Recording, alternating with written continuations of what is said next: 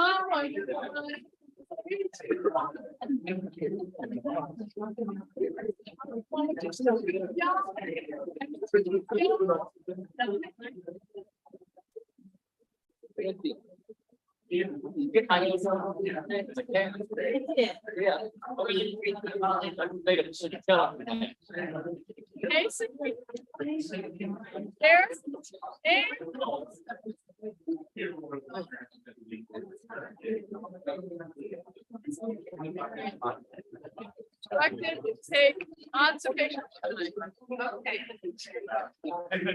So is this a different agenda? Yeah.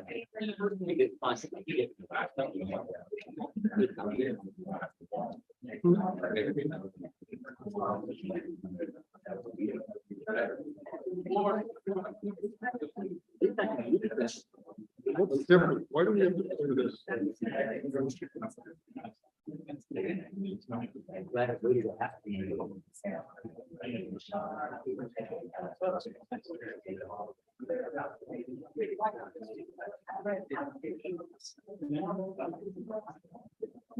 Town of James Island, regular town council meeting is hereby called to order.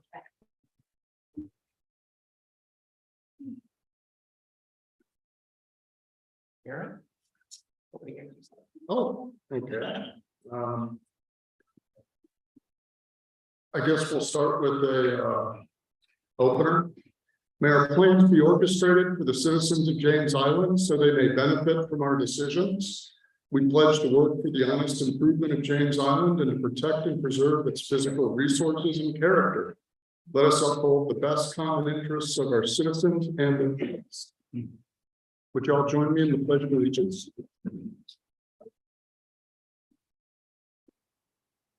Pledge allegiance to the flag of the United States of America and to the republic for which it stands, one nation under God, indivisible, with liberty and justice for all. Well, our first item on the agenda is presentation of the community assistance grant request. We did not have anybody reach out to present a request or to do any presentations ahead of time. Thank you. Next, we have public comment.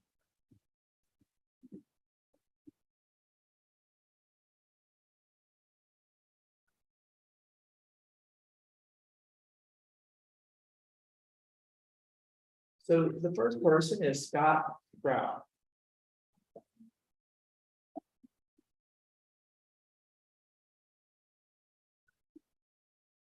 Morning. Good afternoon, evening. It's been a long day. Thank you for giving me permission to speak this evening.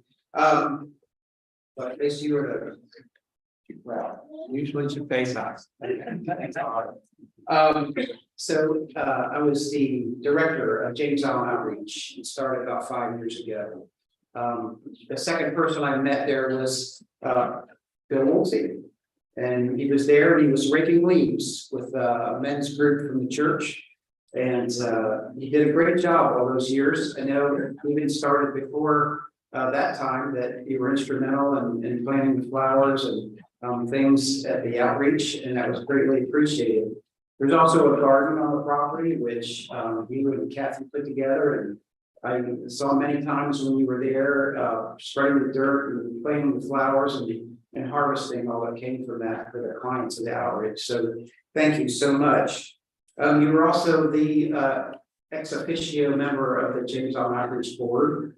And during that time, Mayor Woolsey has been very instrumental in the decisions that get made at the outreach and things like that. So your information, things that you contribute to the outreach are greatly appreciated. I think you're probably most notably known as the parking and traffic guy there at the outreach. It was most needed during COVID. There weren't many people that would come and do that. So you were there on hot days and cold days and in the rain and things like that. So it was greatly appreciated that you were able to do that. But it's been great to know you and see all the things that you do for the community and for the outreach during that time. And it's been greatly appreciated. And I wish you in your retirement fair winds and following suit. Thank you very much.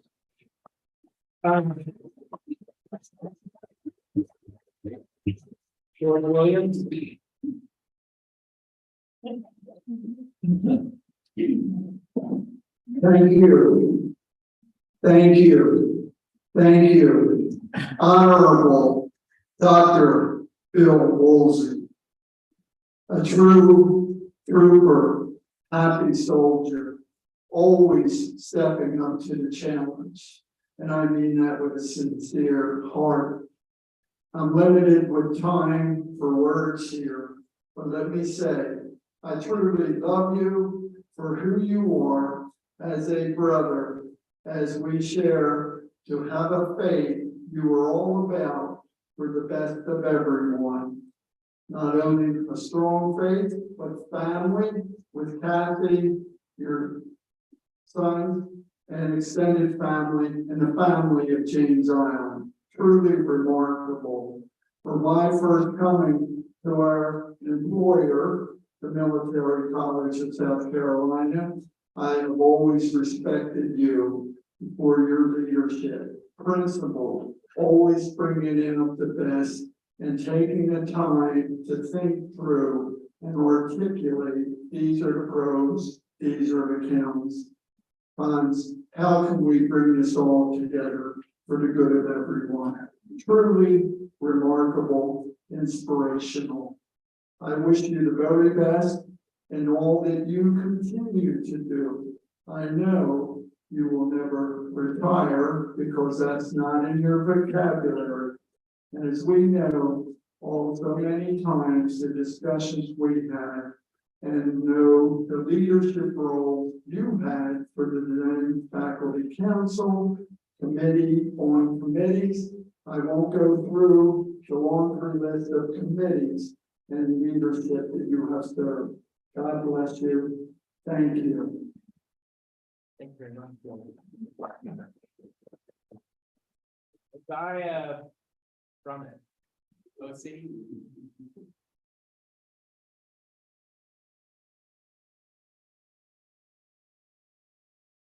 Thank you, Bill. First of all, I thank God for the man of God that you are. I thank you for being the servant of all of us in the town of James Island. I have watched you many times, not selfishly, but selfishly. Get the word out in a minute. But anyhow, I want to thank you for all that you have done that no one sees. Many times where I watched you, just like Scott said, just like George said, I have watched you do things way above and beyond what a mayor of a city you would think would do. Politics has not been in your way of doing any work. Politics has not stopped you from doing what the town needs. And we praise God for all that you've done, you and your wife both, for serving this community, and I thank you. Thank you, Franny.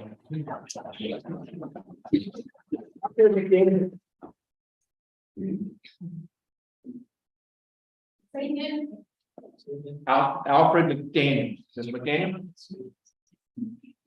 Good evening. Good evening. I don't need a mic.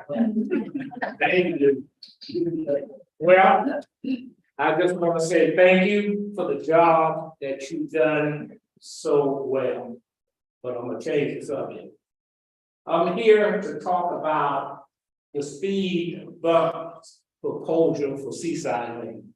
First, I want to thank Mark Johnson, because anytime I call Mark, him and his crew, they come running and do what I ask them to do. And the police. Seaside Lane is a cut through. It is 6.10 of a mile.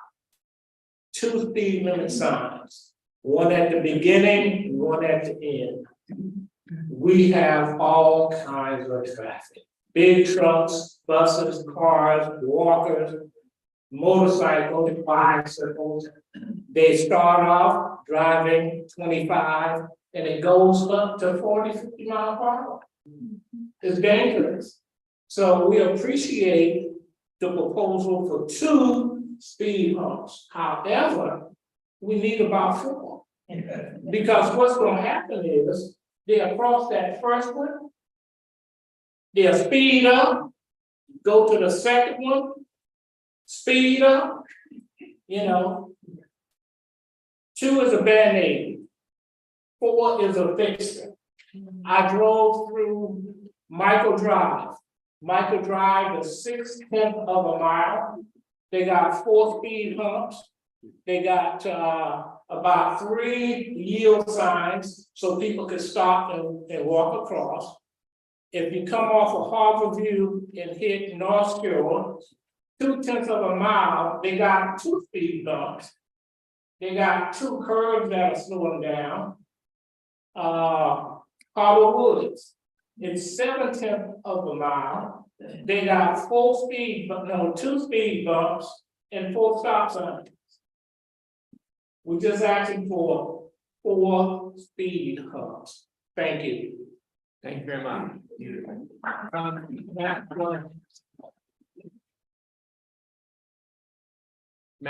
Matt Sloan.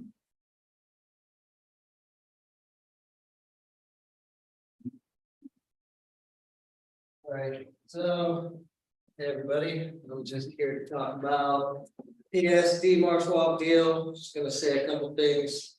Hopefully this will just be a repeat of last week, but just in case, if everybody doesn't know around here, JIPSD was absolutely deeded that property for free. So they want to turn around, use this area as to get their top dollar, which may be good if it was in the interest of any of us, but they want to build themselves a clubhouse and they want to, I guess, give Kathy a throne. I don't know, but the bottom line is they don't want to put it into fixing the pipes and the stuff and the poop that's leaking out. You can shake your head, Kathy. It's absolutely happening. It's happened twice in the last near future. So shake all you want to, but guess what? It's still leaking out into there. But you know, you're gonna put that money into a clubhouse for yourselves. Well, I think y'all are just fine meeting at the PSD Fire Department. Thanks. We don't need that money going into that stuff. So we definitely don't need 6.5 acre land turned into 6 acres of impervious ground. Think it's not gonna flood Bredsmith's properties where the only pocket left of low income places where people who work here can afford to live here? You think that's not gonna happen? You think it's not gonna flood White House Plantation? We're not worried Please about. address the council. What's Please that? address the council. Sure. Thank you. We're not worried about it. Y'all not worried about it. You're worried about the new people. You're not worried about the old people. So how about act as a beneficiary to the people around you and not be greedy and worry about this town? Thanks. All right, next we have Pat Hyatt Mason.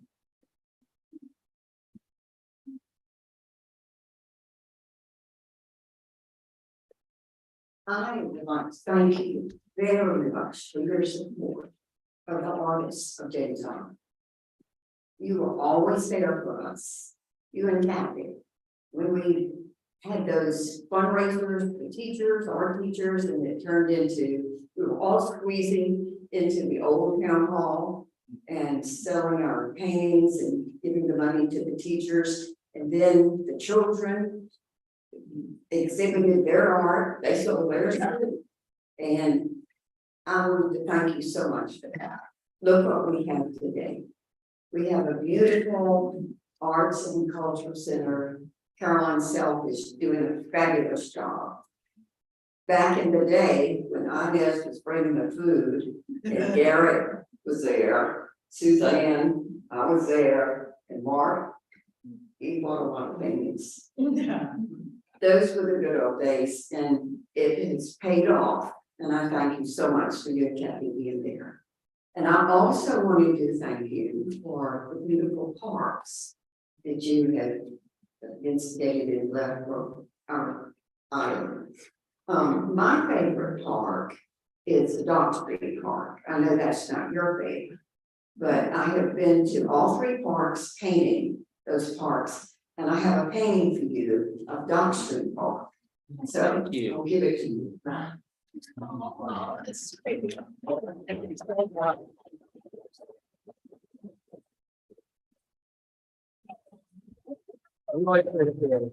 Thank you.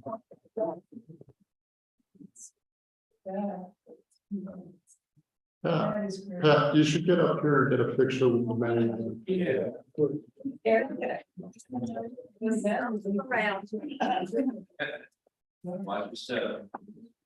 So now he owns two of my paintings.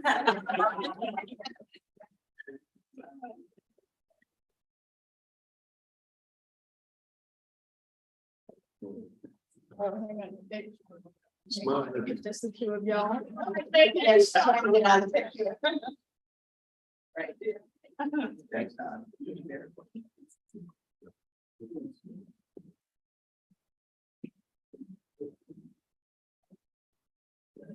Henrietta Martin, Miss Henrietta Martin. Good evening,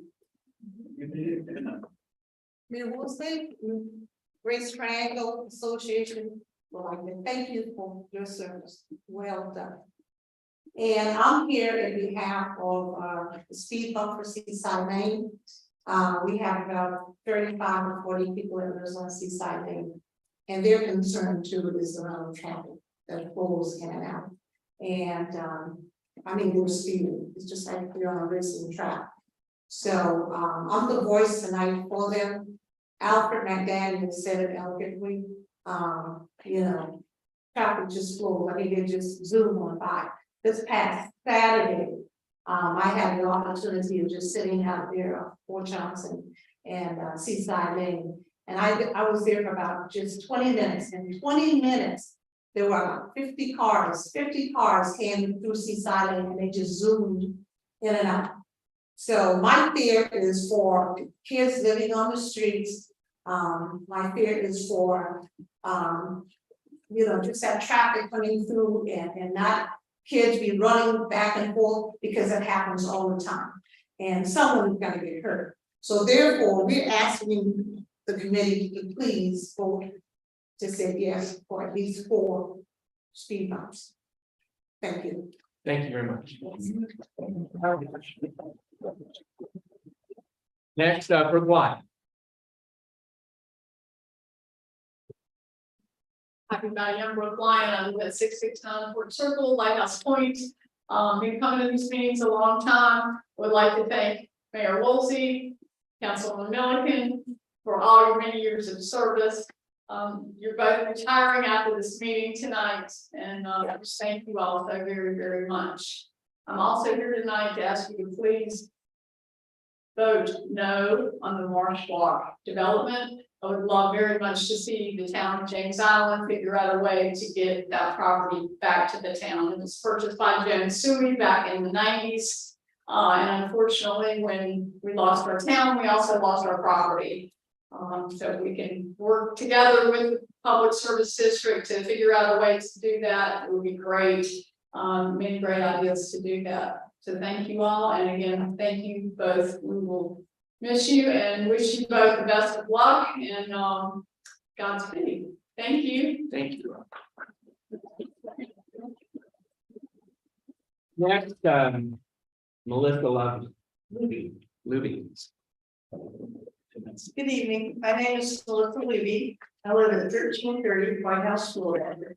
I've come tonight to ask you to not approve the Marsh Walk Village development.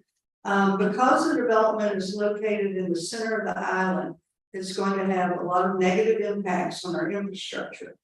There'll be traffic pouring out in our major traffic arteries that are already overcrowded. And then all the developers' maps show the water overflow going right towards White House Plantation. So I wish you would not approve it because of that. We've been told by some of the council members that if the Marsh Walk is not approved, it's possible that something more dense may go into that piece of property. So I believe the best solution is to downzone the land into something that's acceptable to everyone in James Island. I wanted to ask you to please recommend that the Planning Commission place this on their agenda as soon as possible. I know funding for buying the land is an issue. I understand that there's $750,000 in the Greenbelt Fund. We have neighbors with extensive grant writing abilities and experience that are looking into seeing if we can raise some more money that way also. I've also heard that it's possible to borrow against the Greenbelt funds and for the future. So I've heard you saying that it's always possible to acquire more money, but it's not possible to acquire more undeveloped green space after it's been developed. Thank you. Thank you very much. Next,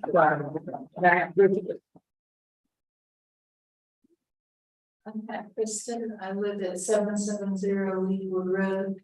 I haven't been to these meetings in years and years, but I knew that Bill and Mr. Milliken were retiring, and I just wanted to come and thank both of you for all that you've done to make James Island as good as it is today.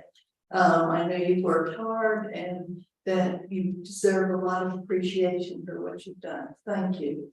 thank you. Leroy Washington.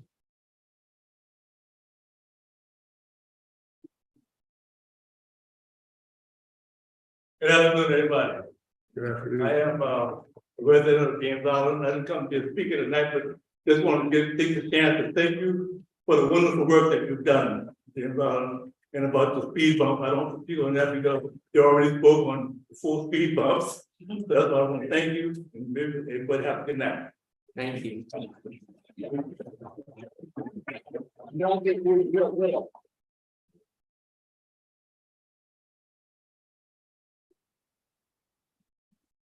Good evening, Mayor Woolsey and Garrett Milliken. Thank you both for your service to the town of James Island and as well to the island. I live in the city because I bought a home that was in the city and I couldn't undo that. But I know how difficult it is to serve as you do. Living in freedom is a participatory sport, and we're going to be free if men and women like you are willing to come forward and serve. My relationship with Bill Woolsey goes a little bit farther back than it does with Garrett. I think first met Bill through the Citadel connection. I'm an undergraduate in business. Bill didn't teach me, although it looks like he might have taught me. I'm so youthful looking. But Bill taught economics, which thrills me because I find economics exactly the kind of thing I would have pursued if I had pursued education instead of the Marine Corps and then business. Bill asked me to serve on a committee to select a professor, which I thoroughly enjoyed, and it opened my eyes into some reading that in subjects that I did not know, primarily the Austrian School of Economics and the theories that went along with how you live in a free society and have the best outcomes, which I believe comes to strong commitments to free markets, and Bill believes that as well. He joined the James Island Exchange Club immediately when it was founded in January of 15. He's been a loyal and faithful member of that exchange club, the only service club on the island. Also, he is a member, we share the same pews at St. James Anglican Church, and I know Dave and Kathy there as well. Now, my suggestion is to have the Pinckney Park become a botanical garden and name it the Kathy and Bill Woolsey Botanical Garden, because that's where I always see them, toiling away inside that beautiful property. I commend all of you, not just Garrett for your long service and your retirement as well, Bill for your being the mayor, which can mean that you're a dark board and people like to throw things at you, but also for Troy, for Cynthia as well, Daniel. Thank you. God bless you. Bye. Thank you.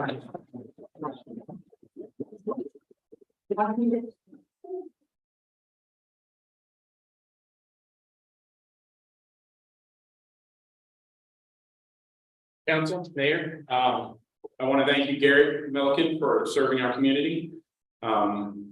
What you do as a councilman is difficult at times. You each knew this already, and you can be judged one way or the other, no matter your decision. Mayor Woolsey, I want to thank you for your service.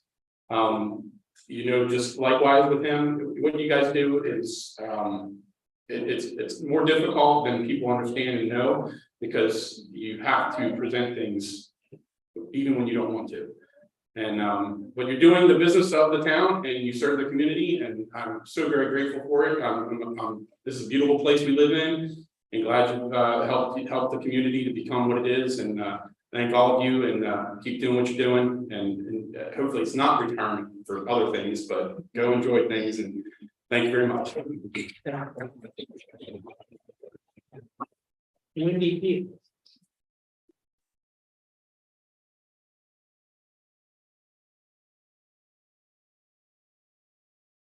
It's a little bit like Groundhog Day. I was here last month, and so I know that I'll be repeating myself a little bit, but I'd like to first thank you. This is my really coming to these meetings has been my first foray into seeing how the town council operates. It's been really interesting. Respect each of you, and thank you for your time and consideration. I would like to advocate again for protecting our remaining James Island green spaces, and for the Marsh Walk parcel to be maintained as low density zoning. In many of our ideal worlds, this land would remain green space, but if it has to get developed, then maybe a nice neighborhood. With like Delta Bluff Road neighborhood, with healthy yards and a green belt could be an attainable outcome. It would be helpful for our concerns in White House cementation, for flooding and infrastructure. Please vote against rezoning. Thank you. Thank you very much. Actually, go.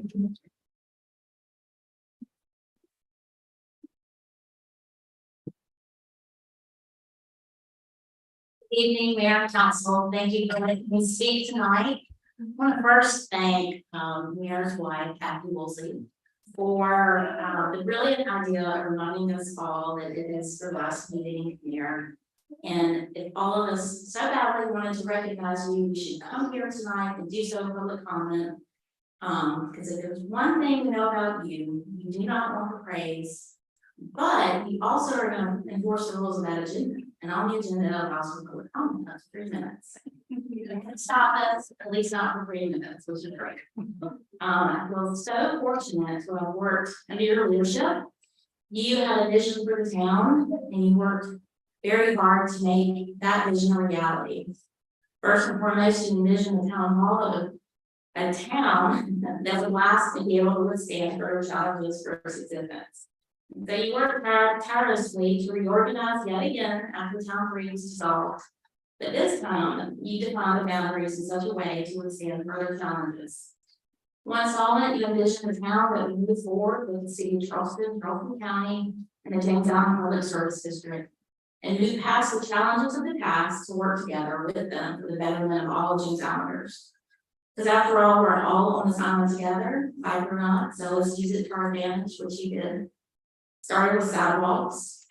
You knew you can't run a sidewalk down Dills Bluff Road or Fort Johnson Road or Folly Road and it not pass through the city of Charleston or Charleston County's jurisdiction. And it's true for none of the amenities we have now. They pass through all these jurisdictions, drainage improvements, preserving green space, cost sharing on youth sport, traffic calming. You knew how to move past the old rhetoric of the past and leverage those partnerships and funding to make James Island as a whole, not just the town's jurisdiction, a better place to live and work and raise families. Because you realize that just because our homes may be located in the town's jurisdiction, our life happens in all of these places. And yes, you've taken heat for that over the years. But all people have to do is look around James Island and say, wow, look at us now. We have a town hall that doesn't just serve staff's needs, but the community at large needs. And if it wasn't for you, Mayor, we'd still be paying our revenue bond for 30 years. Instead of defeasing it only after 3 years. That's amazing. We have better drainage infrastructure and maintenance of our infrastructure and less flooding and flood prone neighborhoods than we have a 40,000-year flood, hands down. We have an arts and cultural center and a robust island sheriff's patrol with a partnership with Charleston County. We have beautiful parks on this island, not only that we didn't have before, but if you didn't persist, would have been developed properties instead of passive green space. We have lower taxes in this day and age with rising costs of everything because of the partnership. I'm almost done.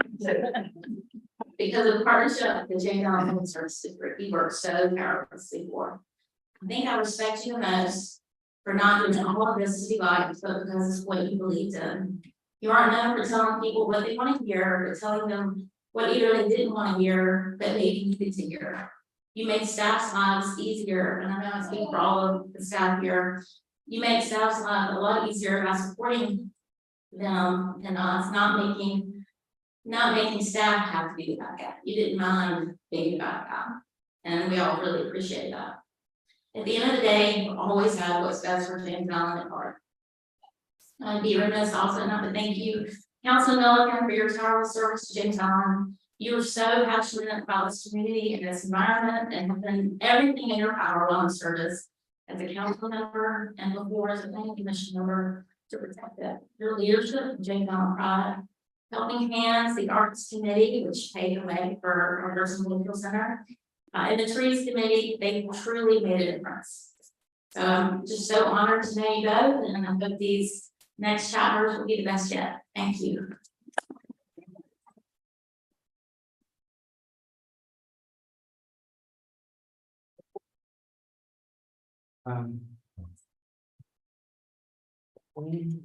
Wow. Nothing, wow.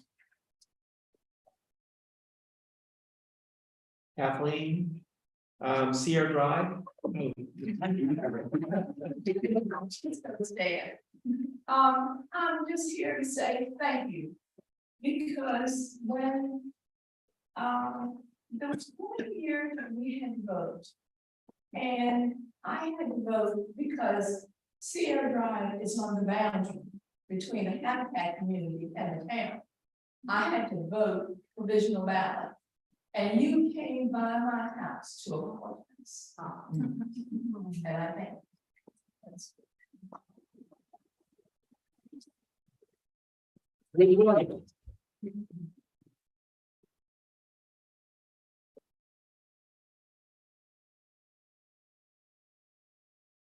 I am very sad today because you are a person that reaches out to everyone.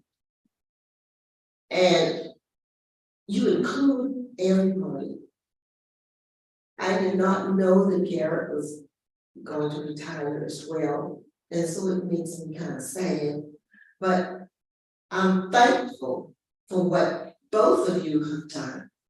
Every time I called on Garrett, he was there. He didn't complain, and he did what was necessary, and seemed to be happy to do it. And I do thank you very much. I thank you for how you worked with First Baptist and came into an agreement and with the land and the parking and everything, and things just work out. I thank you so much. I thank you because I heard you said, you wanted a town hall that would be beneficial to everybody. You even remembered the children. That's why you said that the type of grass that was out there was that nice thick grass where the kids could play, and if they fall, they don't get hurt. Thank you. You are a people's person. You are a people person. And I really, really thank you for everything that both of you have done to make this community a better place. And I know that the rest of you who are left, which others will be coming, that will even do more. Just like Jesus said, when he said, I'm going away to prepare a place for you, you're gonna do more than I did.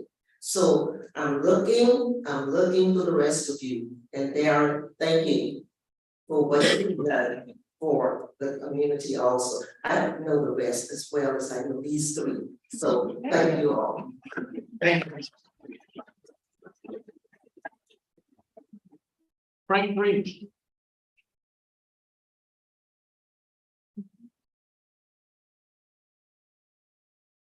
Good evening. Mr. Milliken, Mr. Mayor, thank you for your services. Frank Freeman here again. I live on 1270 Hampshire Road, here to express my opposition to the Marsh Walk community. I just urge you to please listen to the residents of White House Plantation. No one in that community wants that development. Biggest concern, flooding. I mean, broken record. You know, the proposed site is elevated. I'm not the smartest man in the room. I've never seen water drain uphill. Okay. Again, please take into consideration, no one in the neighborhood wants that developed. Thank you for your time. Thank you. Anything else? Yeah. Steve.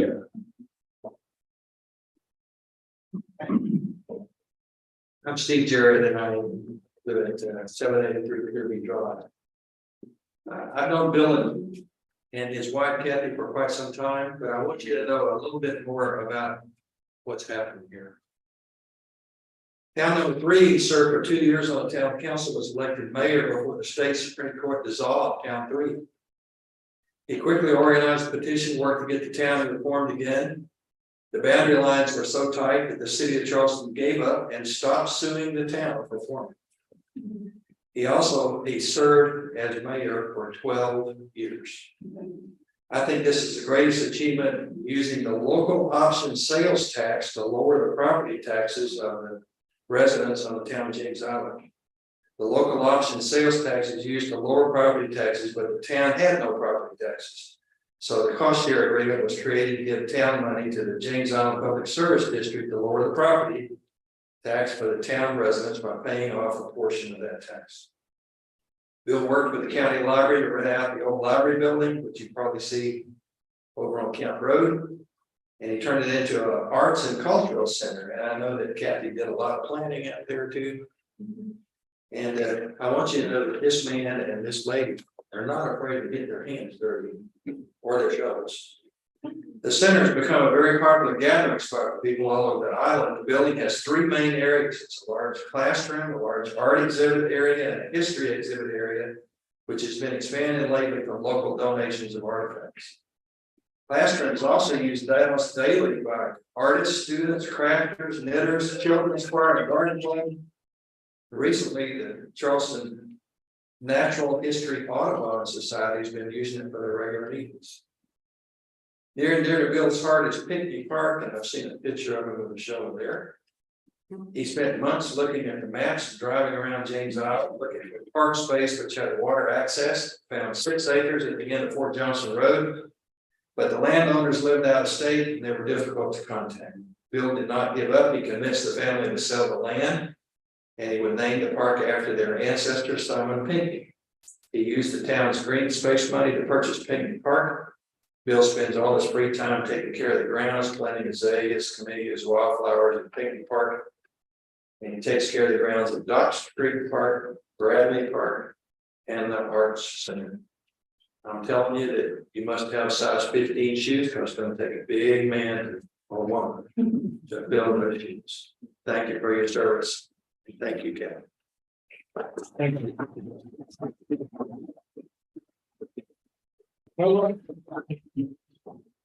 Evening.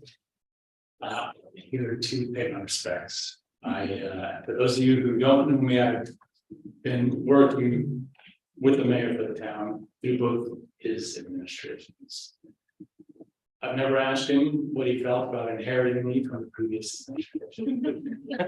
However, you might describe a two-term mayor as a politician, but you would be wrong. This man is a public servant. He always has been, and I assume he always will be. It's not an easy job. And trust me, I know people on whatever the media, or they show up with pitchforks and torches, and the public servant does what's right in the interests of the town, not necessarily the feelings of the moment. And I know how hard that is. We haven't always agreed, but I could always count on Bill to listen, and I listen to you. And since the world is not always black and white, just trying to figure out the most proper manner by which to achieve the best interests of the town. And I feel I'm honored to serve with you. Thank you. Thank you very much.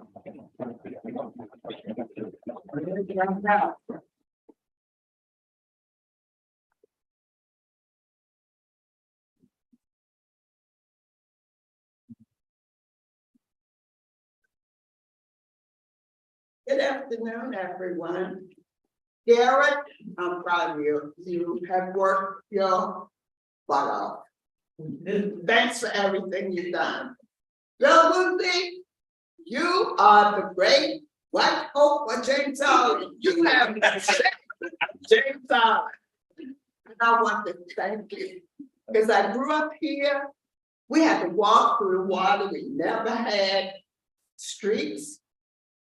We never had street lights. We never had nothing.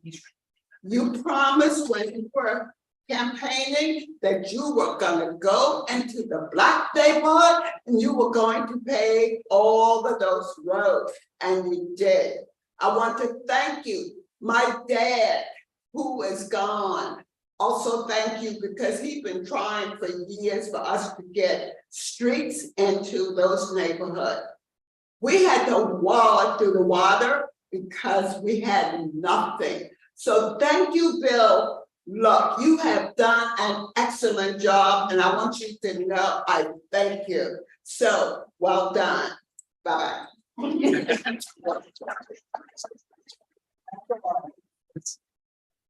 you all very much. Let's carry on with the meeting.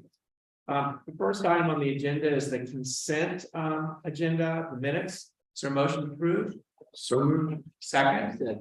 All in favor, say aye. Opposed? That passes.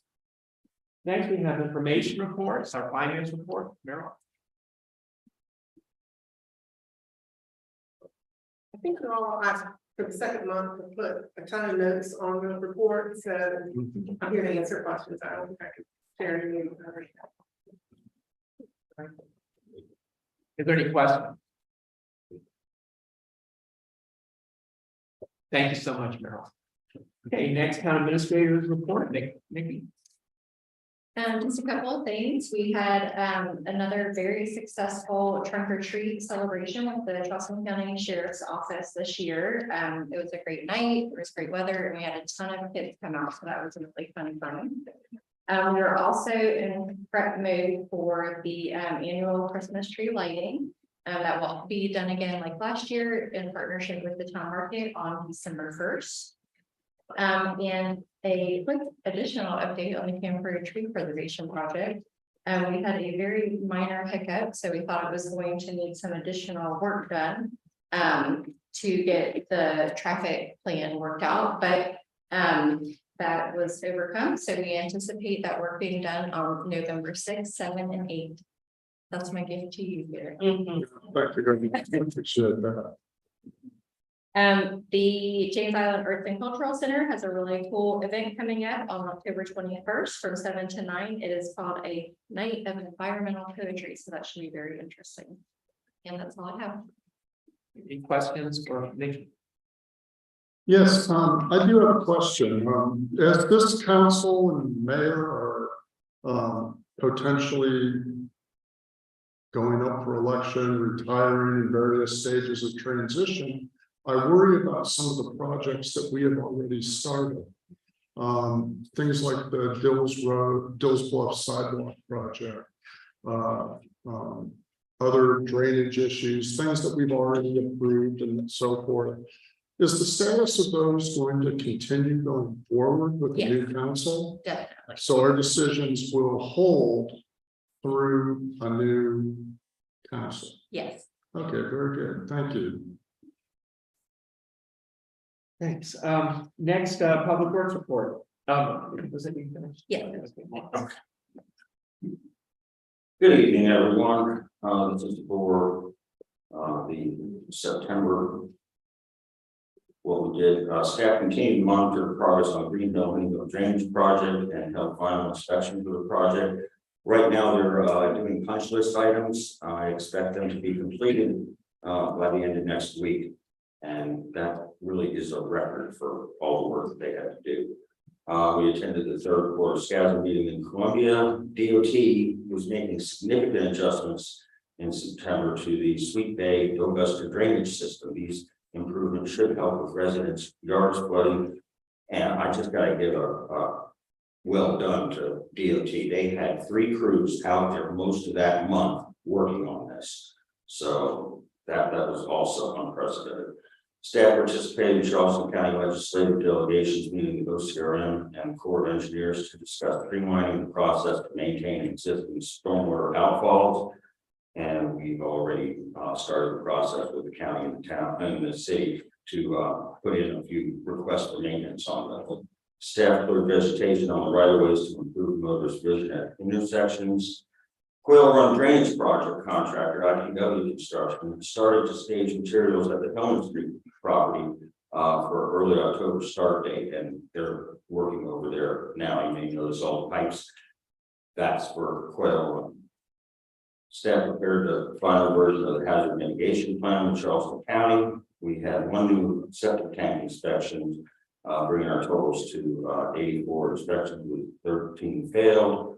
And we still have 130 left to go. Staff replaced 4 signs in September. And I'd like to just also say that Charleston County Public Works, they are in the Yorktown neighborhood and they're systematically going through cleaning every one of the culverts that are there, and outfall culverts included. And they have a plan to put all of our neighborhoods on a 2-year cleaning cycle. So moving forward, I think that will be beneficial for all of our neighborhoods. And that's all I got.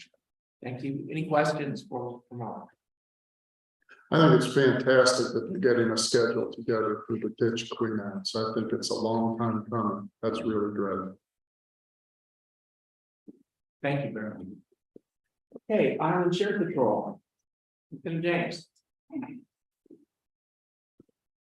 I just set up a public comment so that you could put me on a clock. So I can talk as long as I want. We'll go over the crime update before I have any final words. We had a white Dodge Caravan that was stolen from Dills Bluff on October 6th that was recovered at a motel in North Charleston. We also had a Browning rifle that was reported stolen recently and was recovered at the pawn shop. We had a car break-in on Patterson this month, which a 9mm gun was donated to the community. And we also had another car break-in that was on Pauline, but nothing was stolen. But I'll say that, you know, I started with the town in 2009 under Mayor Clark, and I was a deputy. I didn't get promoted until 2013. And we only had like 2 deputies a week. And then obviously that town was abolished. And they kept, of course, coming up with a new town, and Mayor Woolsey reached out to me. And then town administrator was Hal Mason at the time. And asked me if I would lead the program again. Now, as a deputy, I had no supervisory role or anything. So, but this is a place where my real dad grew up, and my grandmother, and this is a place that I've always enjoyed working. I've worked here as a patrol deputy throughout my career. And so I kind of knew James Island, was very fond of James Island. Plus, of course, my last name is James. And so,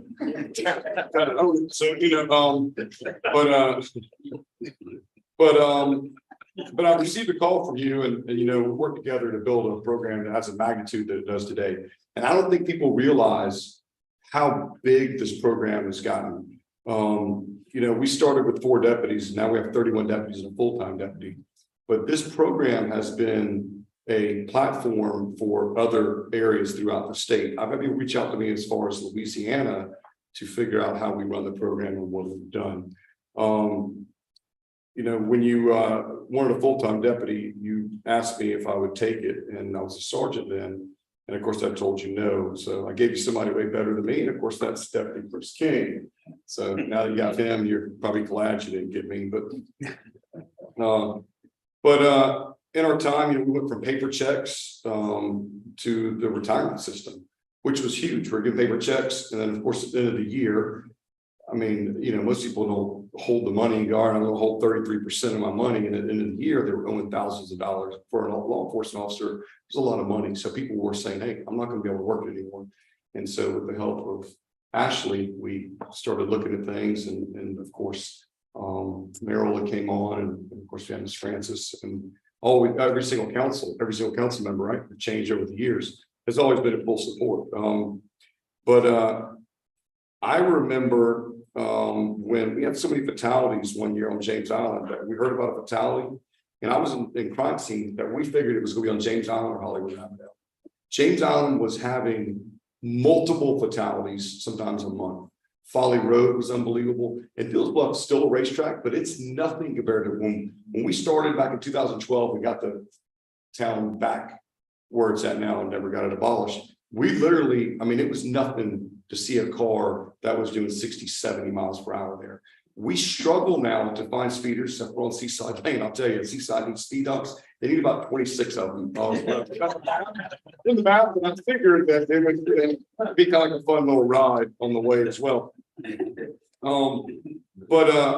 We have put numerous violent criminals in prison. And let me tell you that, and just so you know the magnitude, the patrol schedule, the patrol right now, even for the last 20 years, there's about 4 to 5 deputies for all of James and Johns Island on any given shift.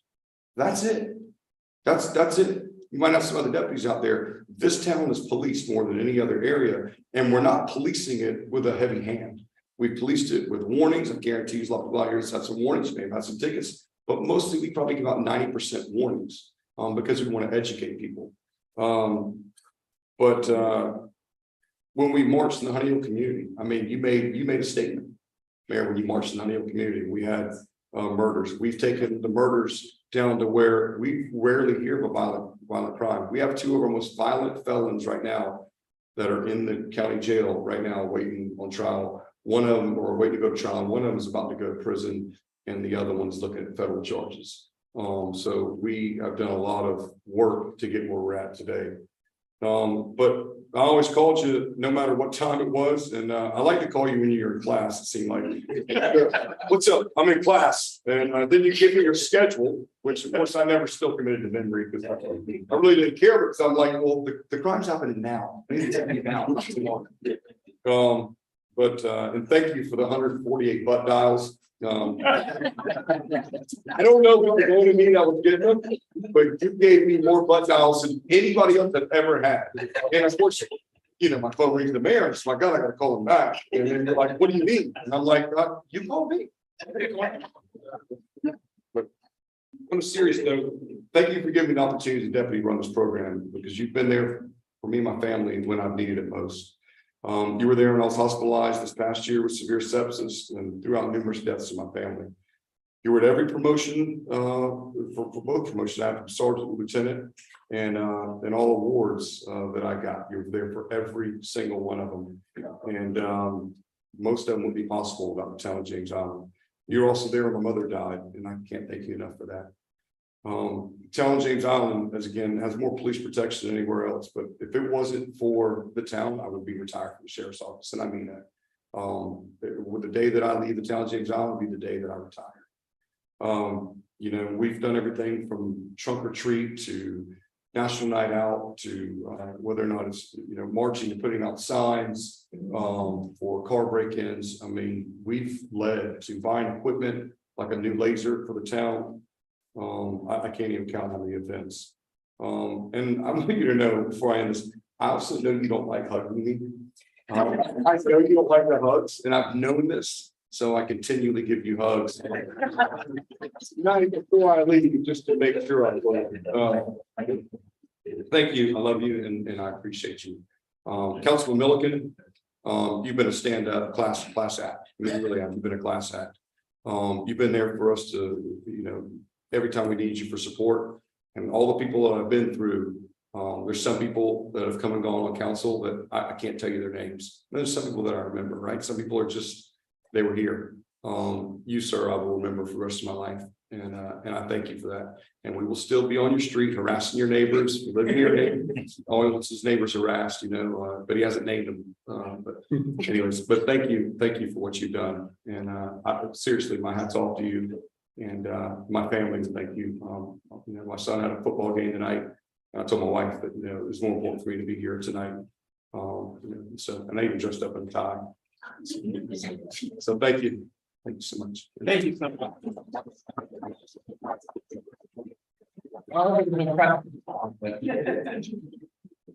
Right, next we go to request for consideration for staff, Low Country. Local first update modification to storefront challenge business attraction project presentation. We just have a quick little turn on. It should be.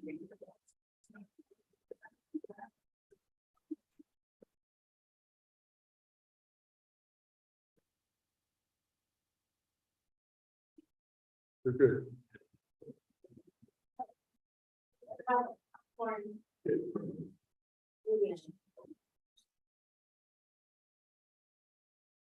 I can almost promise that this will be our last night with us. It's down there in the corner, right?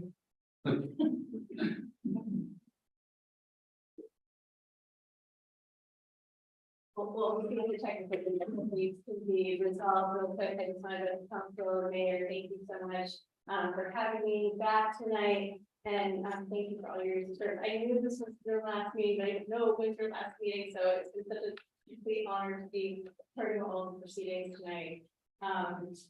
You deserve all the recognition and all the praise. I'm also James Island resident of the city, not my fault, but very, grateful for what you've done for.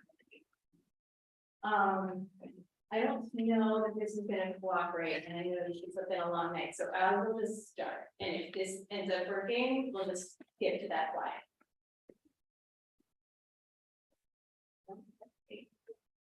Okay, it's fine. So, hi, I'm Jackie Berger. Should I, we both, okay. I'm Jackie Berger. I'm the executive director of Low Country Local First. I was here about 18 months ago, I think. Presented you the council proposal. So Low Country Local First, for those of you who don't know us or remember us, we're a nonprofit organization. We've been in the Low Country for a little over 15 years. We work with local independent businesses to help them not just survive, but thrive during this community. We advocate on their behalf. We provide resources and support, networking opportunities, and locally promote them, reminding people and businesses that spending your money as a local business is good for our community. So we partner with municipalities. We wanted to partner with James Island a little selfishly. I live here. And there's a couple of main ways that we've also partnered with City of Charleston, with Mount Pleasant, with Goose Creek, and most recently, happily, with James Island. One of the ways that we partner with Okay. I think it's about to. Really? Yep. Okay, all right,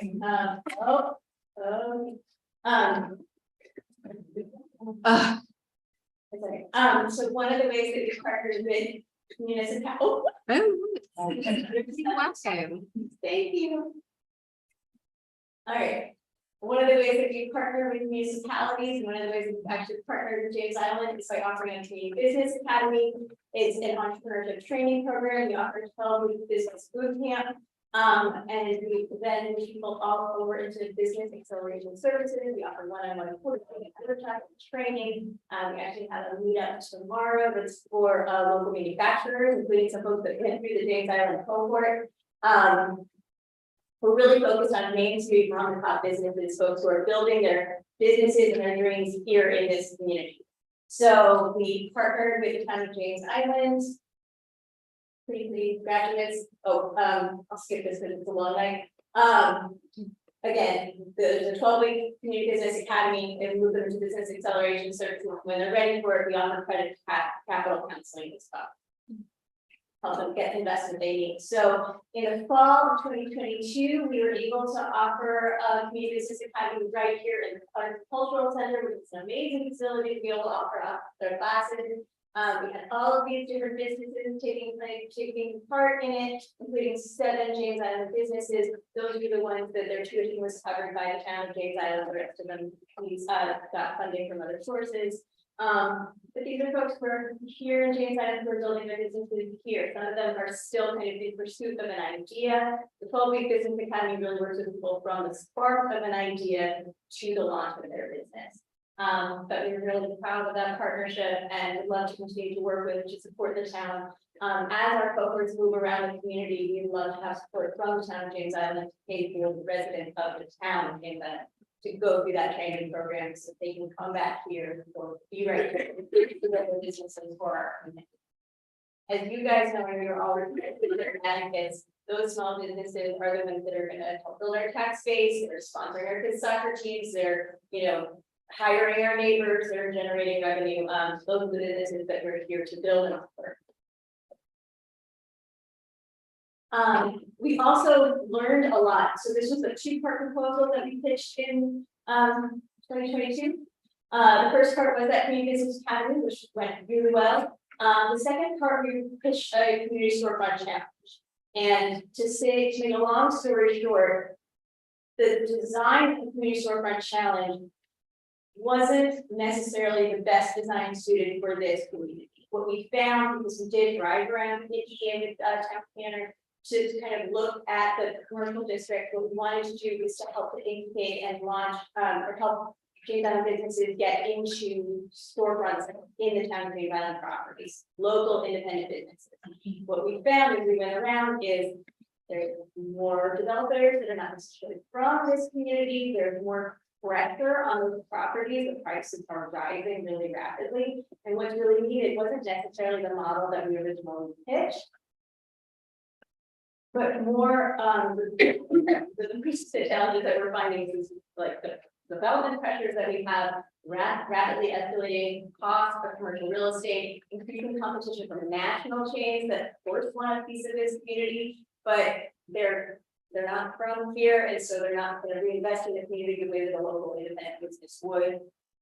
And what we found also by talking both to local developers and to local business owners that have succeeded and the ones that are struggling to, is that they don't necessarily have the information, the experience, or resources to compete with the national chains. National chains have really deep pockets. It take a long time to work through. Kind of bureaucratic hurdles, the financing hurdles, the build out hurdles, the supply chain hurdles. They don't have necessarily all the resources to weather the storm. So what we wanted to do is slightly tweak the model that we pitched and move forward with commercial space advising. So what our proposal is that we will take the resources that were committed to the project originally, but instead of investing them in a commercial space attraction program as originally pitched, we want to promote the fact that Low Country Local First is here for businesses that want to establish themselves in the town of James Island. If somebody has never opened a brick and mortar before, or never opened a brick and mortar in town of James Island and they're from here, we will help them with wraparound services, from real estate advising, financing advising, architecture advising, all of those things. We kind of wrap our arms around it, and we have experience doing this as well, to give them the resources and the kind of ease in their pocket so that they can go into those projects successfully. We can also help them negotiate a lease so that they're set up for long-term success. And then from the launch of awareness campaign in the community, we'll develop that committee, so we'll provide them that support, and we'll facilitate things with the town as well. And then once we have success, we can do ribbon cuttings, and celebrate our successes together, and provide ongoing training and networking and support to those businesses once they're able to launch. That's our bread and butter, that's what we do. So I wanted to make that as short and sweet as possible. I don't know if there's time for questions, or if that would be. Does anyone have any questions for? We have a ranch dressing company on James Island. A delicious fresh dressing company, yeah, we do. I could have brought little tasting cups of genuine ranch, but you can still get it at the market. The farmers market is here once a month, so yeah, I highly encourage you to keep that. Right, so we have an acronym on the agenda. So this was a presentation to show you all what the redirected pitch would be, I suppose, away from what was originally approved last year. I'm not sure if there's a funding change associated with this, so we just thought it would be best to bring this change to you and make sure everybody was on board with it before we gave them the go ahead to get started. Is there any comment or? What you're saying is we voted on the spending already. What we got was an update on what the effort's gonna be. Yes. So the money's gonna be spent slightly different than what we voted on Yeah. before. It's the same direction. Okay. All right, well, thank you very much. Really appreciate it. We have to, And thank you. so we have to wait on that. Um, I mean, I'll make a motion in favors. Okay, and approve this change in direction. Is there a second? Any discussion? We're not all in favor, say aye. Aye. Opposed? That passes. All right, so next, the 2023-24 Community Assistant Grant Award recommendations. So this year we had 20 total applications, which is 2 more than we had last year, which is great. The budgeted amount in this year's fiscal year budget was $55,000 for the regular community assistance grants funds. The total requested and the total recommended by staff, it comes up to $30,500. And then we have a subsection that is specific to hospitality promotional grants. We've had 4 applications that meet that criteria. So that would max out that budget. We budgeted $10,000 and we have $10,000 worth of requests. Well, we have a request from James Island Outreach. So I would, if there's no objection, I would like to treat the James Island Outreach request separately because I'm the ex officio board member. And so we'll consider all the others. Is there a motion to approve all the other? So Is there a second? Any discussion? Hearing none, all in favor, say aye. Opposed? Okay, that passes. Councilwoman Manana, would you handle the James Island Outreach? Yes, so I'd like to make a motion to approve the funding request for James Island Outreach. second. All in favor? So that passes. Thank you very much. All right, so next we go to Brantley Park Dock Repair Maintenance Bid Award. So if you recall, a few months ago, we had a surveyor go out and do some plans so that we could submit a maintenance and repair permit request with the DHEC Department of UCRM. So we put that project out for bid. We received 4 different bids. And we believe that the lowest and most responsive bid came from American Dock and Marine Construction at $24,198. I would like to note that in their bid, they said because of family ties to the town of James Island, they quoted this project for labor and materials only, and so they would not be taking any overhead or profit. Another note is that we expect the city of Charleston to contribute $10,000 towards this project. And we have a $5,000 park grant. So the total out-of-pocket cost for the town would be $10,000 if you all approve this bid. Is there a motion to approve? I think that does. Is there a second? Well, I'll second it. Any discussion?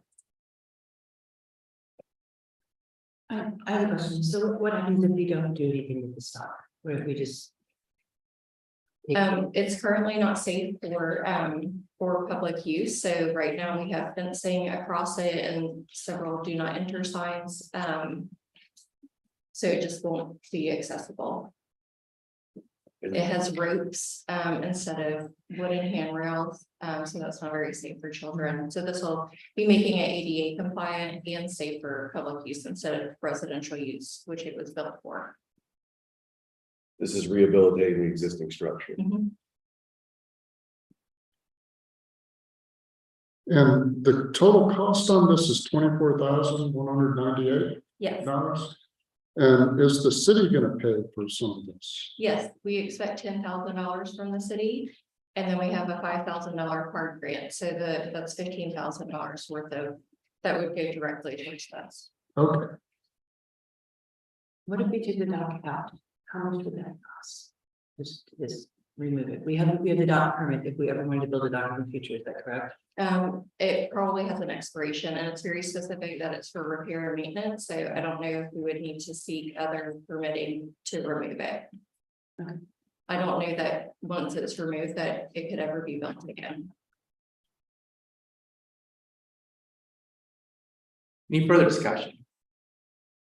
Hearing none, all in favor say aye. Aye. Opposed? Sorry. So it passes. Okay, next we go to speed hump installation and bid award for Pauling Avenue and Seaside. Okay, this is a combined bid that we put out for the 4 approved speed humps on Pauling Avenue. And then the engineer recommended 2 speed humps for Seaside Lane. As you all heard, there were several members of the Seaside community that would like to see more. But the bid that we received is just for 2. I do believe that if you all are in favor, it comes out to about $7,800 per speed hump. So we could potentially ask if it's okay with SCDOT, because we would need to reach back out to them with a new plan for additional speed humps. But if you all were in favor of placing a couple more, as the residents have asked, that we could do basically like a change order to this original bid once we get to that stage. Is there a motion in favor? I'll make that. Is there a second? I'll second. So any discussion? So do we need to amend this to add the other 2 now? I think if you could amend it to allow an additional allowance for a cost increase, and we could go back to the. We get the engineers to do another, show it on the road. Like the lady that came last time and it would be. Right. I don't know that we would need the full, start back over, but we would need to make a new plan to show where they were gonna go and then submit it to DOT. What I would recommend is we approve it as is. Build the 2 speed humps on Seaside as planned, and then reevaluate whether we can get 2 more, because it's gonna be substantial. It's not gonna be simply, let's do 4. It'll be like. My fear is that if we put 2 of them where they are now, that could. Might not necessarily, if we ask for 4, then the 2 where they have them placed now might go to a different place. Right. I'm concerned about that too. Right. So our Laura, are you ready to speak? Can you speak for that? So one thing to point out is on Seaside, when you come on Fort Johnson Road, there's a pretty sharp turn right there. So we took that into account. And we really started looking at where we wanted to break the speed up a little bit after that turn, because you don't need it right there. And then we placed speed humps that are about 1,000 feet apart. It's about the same thing we did on Pauline. I would think if we add another speed hump. I'm not sure that 2 more would really fit, but if we did add even, they would probably go somewhere in between. We'd have to go do, modify our permit with SCDOT and they would weigh in on that. I'm not sure what they would say. But it's all, it certainly can be looked at. I think the idea of putting the 2 in and seeing how it goes and seeing how that affects people's, how they travel through there is a reasonable idea. I have a question, because I know when we had the speed humps put in on neighbors and then they had to be modified. It turned out to be a mess. They're horrible and bumpy and they have water and do all this. I definitely want to make sure if we're putting in speed humps that they're done right the first time. So I would like to make sure that we wouldn't have to move the 2. Like if we have one here and one here, and then put the one in the middle, like if that's going to be the most efficient place to put them, definitely wouldn't want to have to dig them up or, or Right. modify or scrape it off or do whatever we would need to do. That would make more of a mess. So When the people that live on the street are here asking for it, so I don't live on Seaside Lane, if they want 4. I don't see a problem with trying to accommodate, their request. And there is a precedent in other streets that have long straightaways like that. And perhaps they could serve as a model for where to locate these other humps. And Because you come off Bill's Bluff, that sharp turn is not a factor until you get to the very end, go the other direction. Right. Right. I know they get a lot from the school and from people trying to avoid the other part of the intersection, so. Well, Nikki recommended that you just approve additional funding, and that would be Well, because $17,000 additional, and then we would, staff would deal with. Yeah, I think that's a reasonable thing to do. Make sure they're doing once. Yeah. the one thing with this contract is that in order to make the bid a little bit more acceptable and get more bid offers, because there's so many roadway projects going on now, is that it's bid with the Pauline project and with Seaside. So if this particular bid is not approved tonight, then we will have to put it back out to bid, and that will delay the Pauline portion. You understand that, if we start saying, well, we're gonna add 2 more speed humps, we really just can't decide we're gonna add 2 speed humps ourselves. That we are basically saying, we're not gonna do Pauline now, we have to postpone Pauline, and then we'll also have to postpone even these 2. That's Okay. what we're saying. How about this? All right, what if we were to have a plan that incorporates 4 speed humps made for Seaside Land? And then we know where these 2 are going to go as part of the plan. Because the plan is specified kind of where the future is too. So could we do that? Could we go ahead and just say, yes, we're going to fund it as is with the 2 and with the plan modification for 4? Do you see? I think that would work. And what if they did Pauline first? They can't, they're not gonna do all the speed humps at once. So Well, Yes. Yeah. In a few days, yes, they would be doing them both. It They would would be, mobilize and bring all their equipment and have everybody on site to do them concurrently. I mean, I hate to tie up the Pauline project, but if people from the affected street are here asking for it, I feel like we're being. I'm sorry. Well, we can make a decision about it. I just want to make sure that we make it one time, put the speed humps in. I would be fearful if we go build the speed humps in front, on their road, and then based on where they go in, if we later are gonna add to, it's not gonna be right. It's not gonna be the best solution for Seaside Lane. It's gonna be like a Band-Aid thrown in there to kind of get the other. so that means that we can approve, that means we just vote this down and go back to the drawing board. We don't do Can amend it and just say we wish to actually put out the bid for adding 2 more. I'll have to put a new bid out. in a bid package for the total. But if this particular bid is approved, then I believe that we can request a change order. If you all were to approve a certain dollar amount that we could go up to in this negotiation to add 2 more speed humps, that should cover it. I like that idea. But they would put the 2 speed, I'm sorry. Yes, so that would be for 4 speed humps. And they wouldn't put the 2 and then we would squeeze 2 others in. They would wait for the design change, correct, before they started. Right, we would Yeah. do that, we would determine whether we could put 4 in on I'm just. Seaside, how many we can put on Seaside. I nearly got head-on collision on that curve on Seaside. I think we have to amend this to, So it's just to add an additional 17. Yes, I believe if you were to approve this $47,100 bid, but allow a change order up to $17,000 for 2 additional speed humps on that road, that should work. I would make that motion. So second, I would say. Second. any, so Councilman Emiliano got that. I'll give it Oh, to Gary. Yeah. Sharon. Okay, so, and so for that amendment, all in favor of making that amendment, say aye. Aye.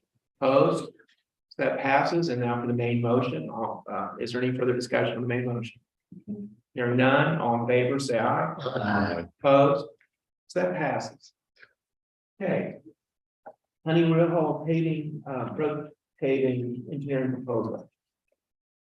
Okay, this is, I believe, something that was looked at back at the beginning of 2021, so not familiar with kind of the beginnings of this project, but this is a request to have the engineering portion done to pave Honey Hill Road. So that would be from the intersection of Williams Road to the existing asphalt pavement near the parking area. It's approximately 700 linear feet. This would include survey, preliminary plans, final plans, and acquire right of way from 4 parcels. And it would not include construction for a total cost of $62,175. Is there a motion to approve? So moved. Is there a second? Second. Any discussion? I have a question. Yes. I'm just gonna be question person today. So with Honey Hill Road, this is a request from the residents, they want this part of Honey Hill to be paved. And everything's fine with like looking at property lines and easements and that type of thing in right of way easements. Well, that actually is to be determined. Okay. So they're gonna survey it and buy easement. The county has money to pay for the paving. Okay. So once we get this all designed, they will pay for the construction. Would this be a SCDOT road or would this be a? No, it'll be a town road. Okay. Yes, a good town.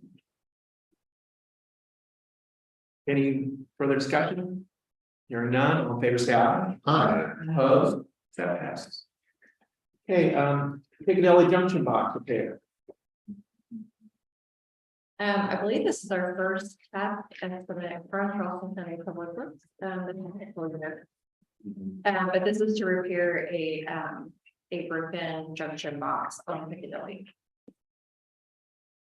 for $7,370. Is there a motion to approve? So moved. Is there a second? Any discussion? Hearing none, all in favor, say aye. Aye. Opposed? So that passes. So that's a training project, right? Yeah. Reserve Paving Park Pavilion on the first Friday for educational co-ops, October to June, 10 o'clock to 12. Is there a motion to approve? So moved. Is there- so, right. Then you have to make that motion and I'll Councilman Bowles is second. Sure. Okay. Any discussion? All in favor, say aye. Aye. Opposed?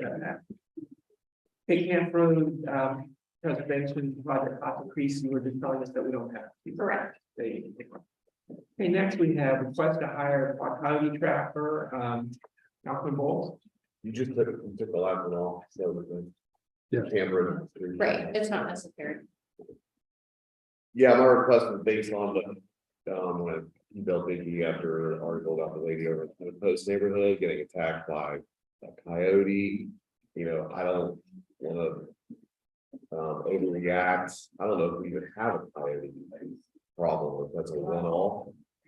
I have no idea, but I have a 5-year-old and a 3-year-old, and we can't have coyotes in my yard. I mean, that lady, you know, the story of her fighting it off, and her dog got involved with it, and her husband had to come out and shoot it. In their backyard over there, so it's not that far from where I live. I used to live on the West Road years ago.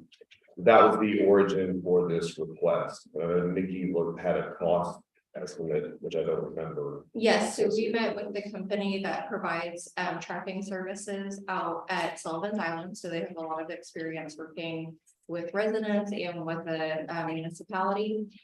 Their cost, they typically do 3 tracks in an area at a time, and they check them daily. And that is $550 per track. So it would be, we went ahead and asked them to put 3 out in another area that we had heard about. That news article came out in the Picnic Park area. Probably the next hurdle would be, if we wanted to put them in more residential areas, is reaching out to private property owners and, you know, getting permission to have these set on their property and having people come and check them on a daily basis. So we would just need some more information about specific addresses, maybe where they were seen or even heard. So they can, if you all do want to put more tracks out, that we could find the best location for them. What kind of traps are They are, They're foot traps. yeah. Big cave. Foot traps. And walk. They're Grab their foot, Mhm. snare. And then they destroy the animals. because they can't really relocate them. The problem with these kinds of traps, I'm sorry, is that we have foxes on James Island too. And these are non-discriminatory traps, so they're gonna grab whatever it is. Yeah. I would prefer the box type if we had a preference on that. Because there are other wild creatures that inhabit our island, especially that end of the island. That might be susceptible to harm with that type of system. I would also like to know how often they do check the traps. Because the rule is, you know, you gotta do it twice a day for a small animal. And that's to make sure that they're gonna be okay, so morning and evening. They're destroyed. Mhm. But But if it's a fox or the neighbor's dog. I think they should check once day. Yes, if it's a domestic animal, then it will go to the sheriff's office will be contacted, animal control. And I believe that they said that they just let non-coyotes go, if that's not what they are hired to be trapping. So if a raccoon were to be caught or a fox, they would be let go. They would not be destroyed, and any domestic animals would go to animal control. I don't want to try to solve a problem that doesn't exist. Right, so if there's not more complaints than that, it's just a one-off. Well, Maybe, yeah. No, go ahead. Okay, we do have a problem on Lighthouse Point. There are several coyotes out there, I think 6. That we know of, so and then I heard about the incident you mentioned, but kind of after the fact of knowing what was going on Lighthouse Point.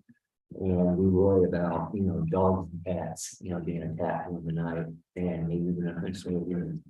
But anyway, so but there has been a problem in Lighthouse Point, just saying it's a question. So we found coyote scat at Pinckney Park in the woods.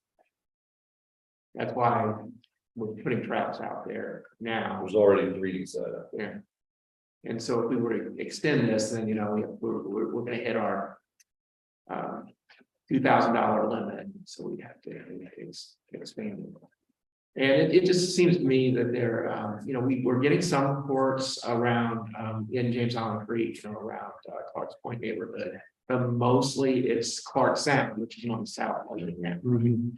Stone Post, Gill Acres, Lighthouse Point. Anyway, and one of the things that I've asked staff to do is to ask the people of the town to tell us about these reports. It seems that the report about the you know, the woman on Stone Post, you know, the rather remarkable report, that was reported to the police, but the Island Sheriff Department never found out. The town didn't know. We found out a week ago when the reporter told us about it. And so, so we would like to get the community to give us reports. And so we can start getting a better picture of how many coyotes we have. And, you know, what I understand is that in Sullivan's Island, you know, they're not getting rid of all the coyotes. I mean, they're not successful. I think they would like to, but they, you know, just generally considered impossible.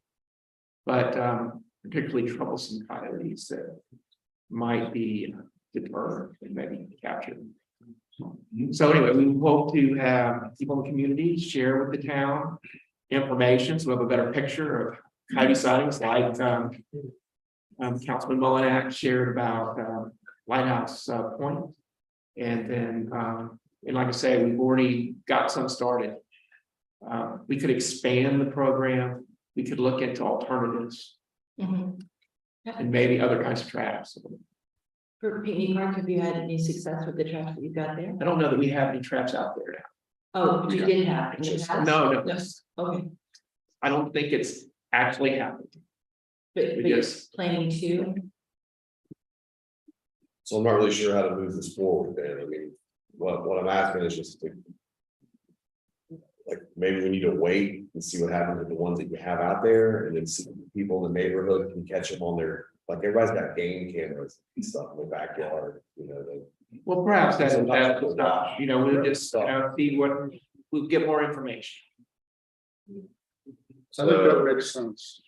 Maybe We'll just remove this, yeah, we'll just withdraw it until later. There's yes, Wait and see then. yes.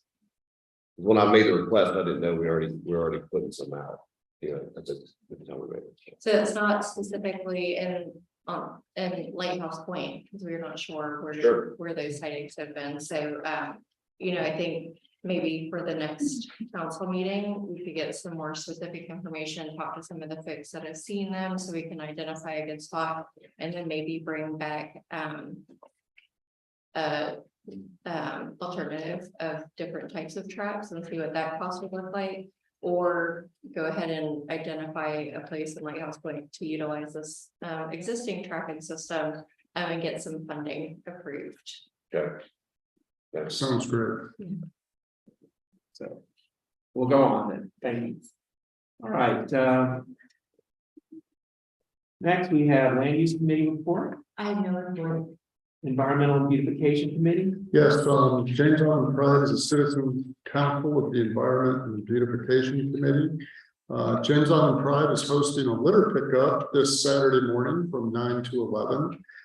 This will be a collaboration with Keep Charleston Beautiful and Surf Riders, and will involve giving the connector a deep clean.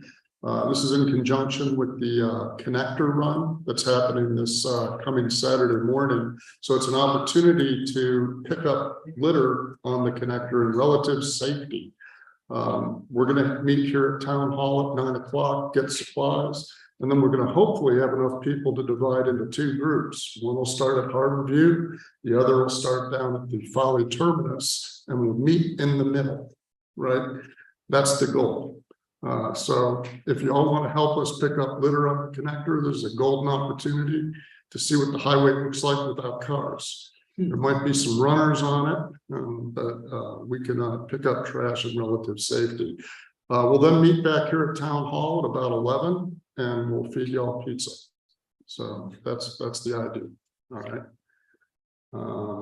Helping Hands will meet at Pinckney Park on the 28th of this month at 9 a.m. Helping Hands is an organization of volunteers led by Stan Kozakowski over there.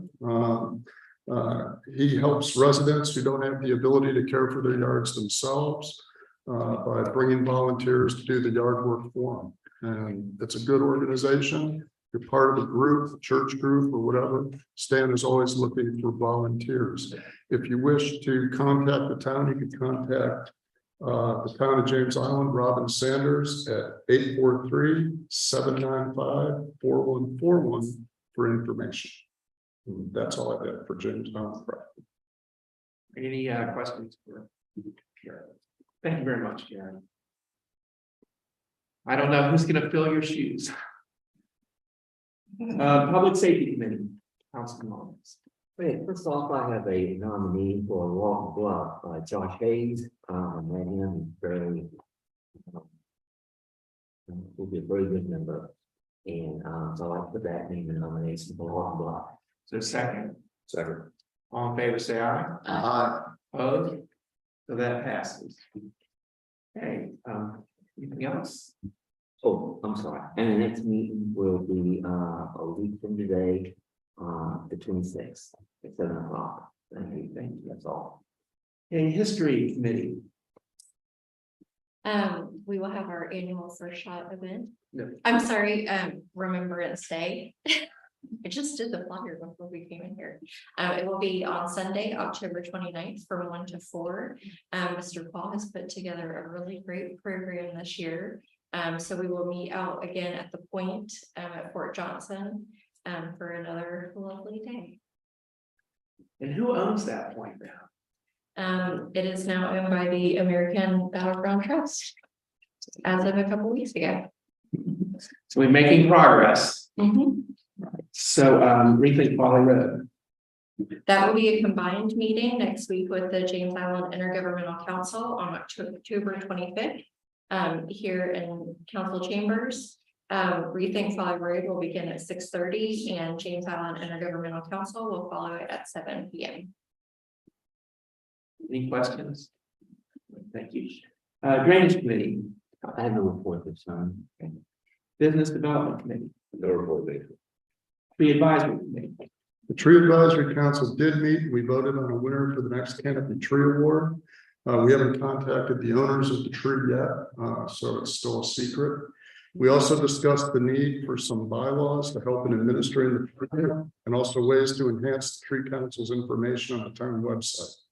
The Tree Council will finalize their Arbor Day plans for the town at the next Tree Council meeting on November 14th. That's the last day. Yes. Okay. Yep, it is. James Island Intergovernmental Council, we just heard that that will be next Wednesday, right here at 7. Okay, proclamations and resolutions. I nearly missed it. I was supposed to nominate a replacement for Mark Moore on planning commission. His name is Patrick Broderick. He was referred to me from Marcus moved to John's Island, so I need to replace him. So I'd like to make a motion for that approval. Second. Thank you. I'm sorry I went out of order. What was the name again? Pat Broderick, and I'll get you his information. Okay. I'll email it to you. All right, all in favor, say aye. Aye. Opposed? All right, so National Colonial Heritage Month, October 2023, is there a motion to approve? So moved. So second. All in favor, say aye. Aye. Opposed? That passes. World Pancreatic Cancer Day, November 16th. Is there a motion to approve? So moved. So second. All in favor, say aye. Aye. That passes. The AbbVie Awareness Proclamation. Is there a motion to approve? So moved. Is there a second? All in favor, say aye. Aye. So that passes. Next, we go up to ordinances for first reading. We have the ordinance for the Marsh Walk Village Plan Development on the agenda again. And I put it on the agenda because the developer came to the town a couple of weeks ago and argued that since there was no vote for or against, that it was not disapproved. I personally don't agree with that, and and our town attorney doesn't agree with it, but rather than leave this as a possible avenue of litigation, I think it would just be better to go ahead and have a vote on it. So I move that we adopt the proposed zoning map amendment with the conditions approved by the planning commission. Is there a second? I will second. Okay, any discussion? Yes, I'm gonna vote against this, because I feel that, the proposed land unit development, doesn't really comply with the aesthetics and character of James Island. I don't believe that 80% building cover with detention ponds and unusable space and paving really looks a lot like a lot of the places on James Island. So for that reason, I'm going to vote against it.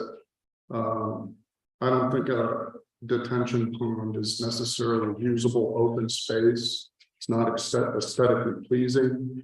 And I just feel like we would lose a lot of our suburban character of James Island with a high density development with unusable open spaces. Any further discussion?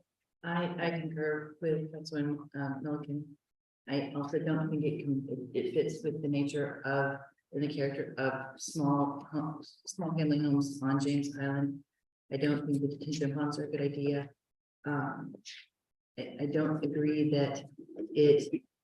Hold on, where is it? I had this all written out for last time. It doesn't retain the suburban character.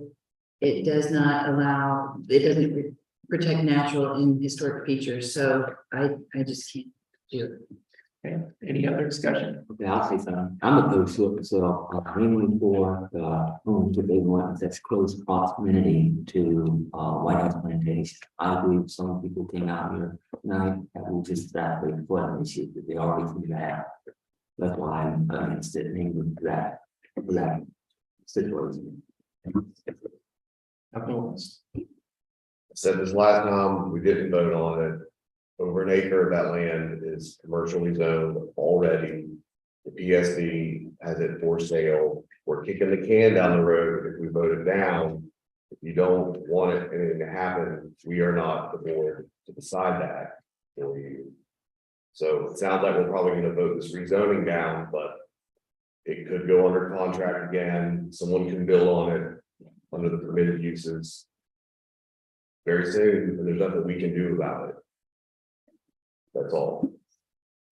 Hey, I also don't support the plan as proposed, but we can approve it, disapprove it, or approve with conditions. The planning commission has recommended some conditions which I think were wise, but I would like to propose some additional conditions. And if those conditions are approved, I think it would be appropriate. And so the first condition that I would ask to add is that at least 2.5 acres on the east side of the property be a park. Is there a second?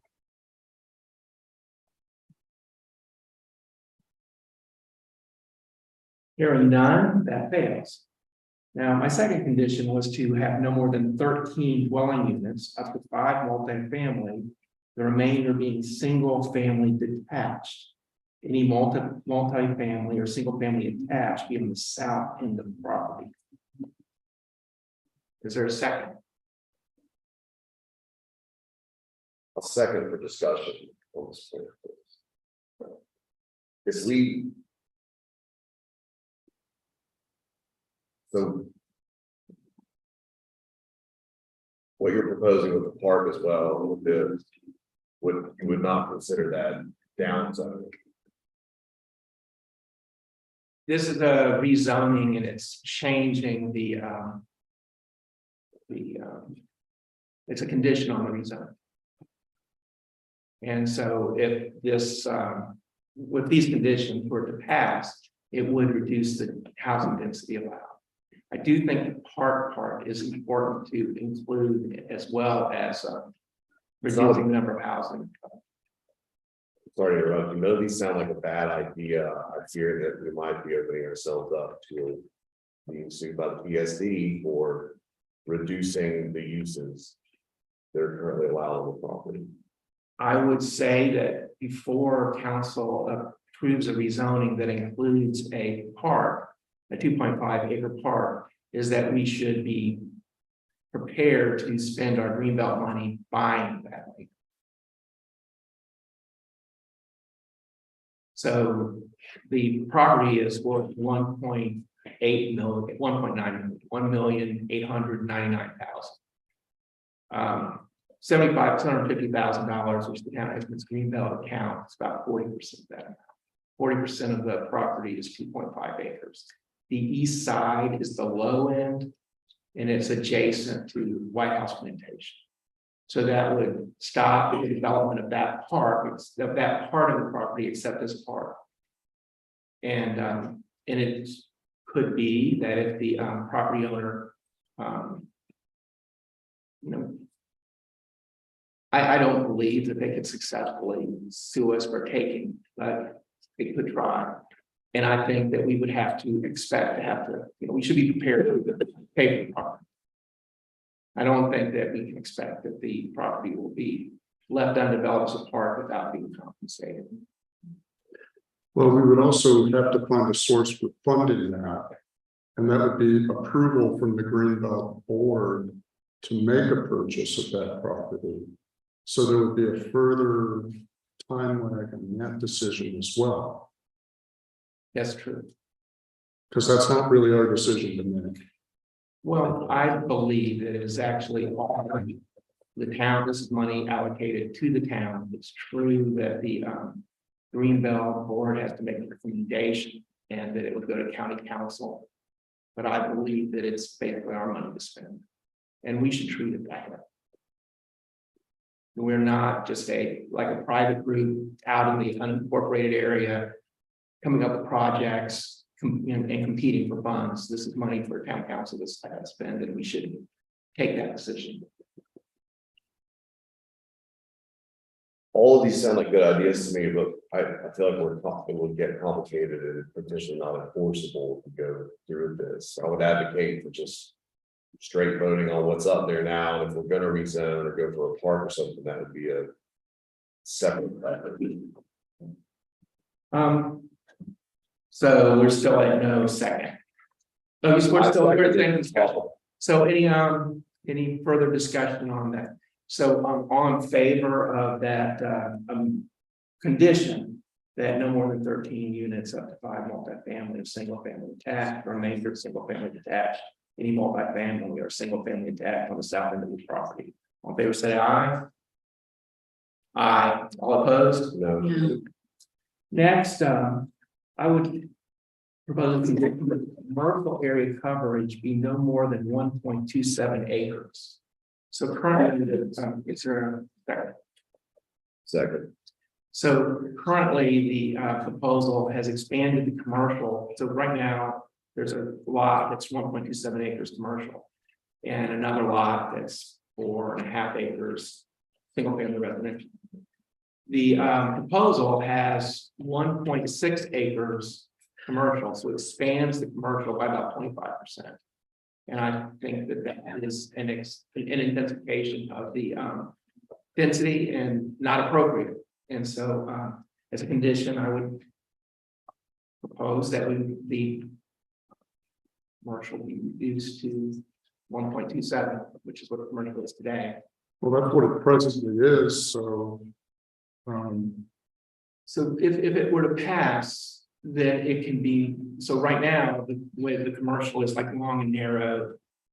And the plan is, it's sort of more square and towards the front of the property. It's basically a PD allows the developer to move some of the items to different places. Mm-hmm. And right now, there's a commercial lot where all the commercial would legally have to go. If we were to approve PD and say that the commercial coverage is limited to 1.27 acres, it would reduce how much commercial they could have, but they could change the location somewhat. The current plan is the commercial is on the southeast portion of the property, which is what I would suggest it be, but not necessarily in the footprint of the commercial lot. You understand? So, anyway, is there any further discussion? So basically, what you want to do is you want to rezone part of the residential to be commercial and then rezone part of the commercial to be residential or whatever. Well, Because you're changing the boundaries, is that correct? No, the whole property would be rezoned PD. Thank you. But it would be a taking, it would be an upzoning for part of that based on what he's requesting in the PUD, because he's asking for an expansion of the commercial acreage. Well, so like with the up down zoning, and up zoning has to do with the current zoning versus this proposal. And well, the condition I would propose is it would keep the intensity the same. And as Or if opposed we were to to, vote it down, it would stay the same. as opposed to the proposal, which is to increase the intensity a little bit of that part of the property. Any further discussion?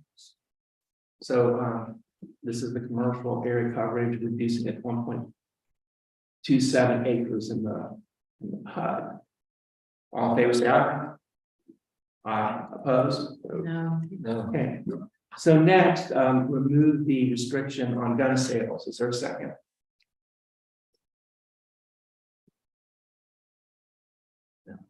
Second consideration. Okay, so the developer has proposed to ban gun shops, gun sale in this development. And I don't believe that that is a reasonable way to address crime in the area. I don't believe that people are going to legitimate gun shops, buying guns and committing crimes. That our actual problem with guns is people buy guns already from various places and leave them in their cars, and they're stolen. In any case, this would be part of our zoning code. And so our, the PD would be part of our zoning code, and our zoning code would say that we're against guns. And I don't think that's appropriate for the kind of things I do. Mayor, our zoning table does not have any mention of guns in it. It has sporting goods stores, our land use code. I don't see any reason to bring guns into the discussion right now. Well, the PD includes a prohibition on gun shops. And so that would be part of our zoning code. And so we would be, as an body, putting a prohibition on gun shops because we judge that gun shops are associated with crime. I don't believe that most James Islanders take that position. I don't think we're taking that position. Okay, any further discussion? I just don't want to see it as germane. I didn't see everything saying. I just don't know how it's germane here, because we would have shops that we talked about. So if we're gonna shop, even wants to be there. So I'm just a little confused on that, but anyway, so I agree with your point. I just don't see where it's germane to this situation. Well, if you vote against the whole thing, then. Oh, okay. You see, if you vote down on the whole, then it will just not, no longer accessible. Okay, and if there's no further discussion, all in favor, say aye. Aye. All opposed? No. Okay, so that fails. So now we're back to the main motion for the plan development. Any further discussion? So I would only support this with additional conditions that part of the property be a park, that the most of the housing be single family detached, and that the commercial coverage be reduced to similar to the commercial coverage now, and that the restriction on gun shops being included in the town code not be there. And so I have to oppose this. Is there any further discussion? Okay, all in favor say aye. All opposed say no. No. So it fails. All right, next, we go to ordinance 2023-08, ordinance amending the annual budget.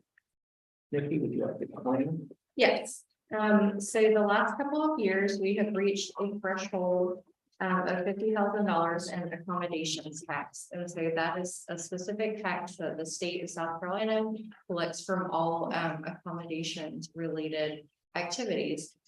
In the town of James Island, that would account just for short-term rental taxes that were collected through sites such as VRBO or Airbnb and the like. Once the state code has a $50,000 threshold where whenever you collect more than that, then you're required to do additional reporting. You're required to use that funding over a specific amount, specifically for tourism related promotion and other activities. And we also will have to form a board to review potential projects. So this ordinance amendment proposed is to add a new budget specifically for accommodations tax. That will make it easier for more transparency, so we can put specific projects that are recommended on that budget sheet. We can show the breakdown of the different types of ways that the funds are spent, and then we can report that back to the state. So this would just be the first step of that, and the next step would be to form a committee to review these proposals that we will need to report on at the end of this fiscal year. And another part, while we were at it, we needed to amend the budget for our additional staff member that we hired after the budget was approved for our groundskeeper. So this would be adding additional funding into our general operating funds for his salary.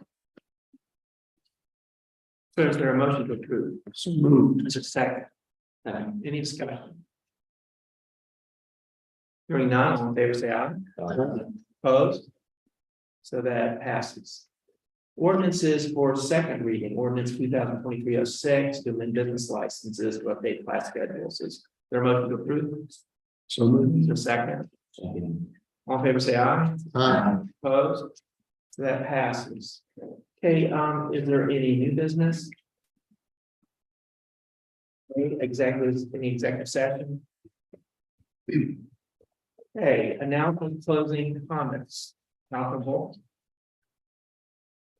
It's been real interesting serving with y'all the last 4 years. Good luck in your next project or whatever that may be. I'm sure to see you around. Thanks. Councilman McCallum. I've definitely learned a lot from everyone at these tables during my 4 years here. And I wish you the very best in whatever you do next, Mayor. I'm sure you'll be great at that. And Garrett, I'm sitting next to you. So I wish you the very best and I hope you do something wonderful and fun, at least the next 6 months. Thank you. Mayor, I just want to say I've served with you going way back to the grants committee, way back then.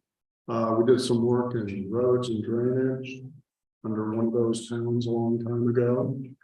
I've known you a long time, and I've always been impressed with your drive to make things better for our island. I thank you. I know we've never been on the same side of things, it seems, always opposing, but it seems that somehow that was healthy. And I think that we've both grown as a result of that. I think it's benefited the island. So I just want to say thank you for your service. I also want to say thank you to staff. Anything that I've been able to do here has been done with the help of staff. And you all have been wonderful in supporting everything that we do. And it makes the town a better place. It's a wonderful place to be, and you all help keep it that way. So keep up the good work. I think you will. And it's just a wonderful place to be. Citizens, all the things that I do here requires volunteers, and y'all have been there. So thank you for everything you've done to help us do our job up here. It's a pleasure serving you. Thank you.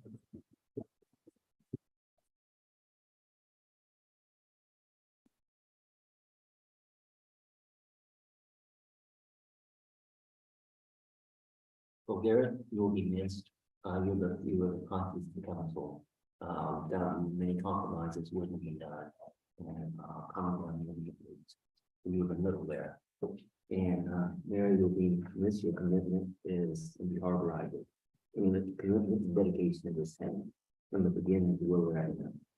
Without you, the town would not be. You know, I remember when I was door to door, we worked together on that, so it's been a long time. So we will both be, yes, that's what I said. Thank you. Thank you. Well, y'all,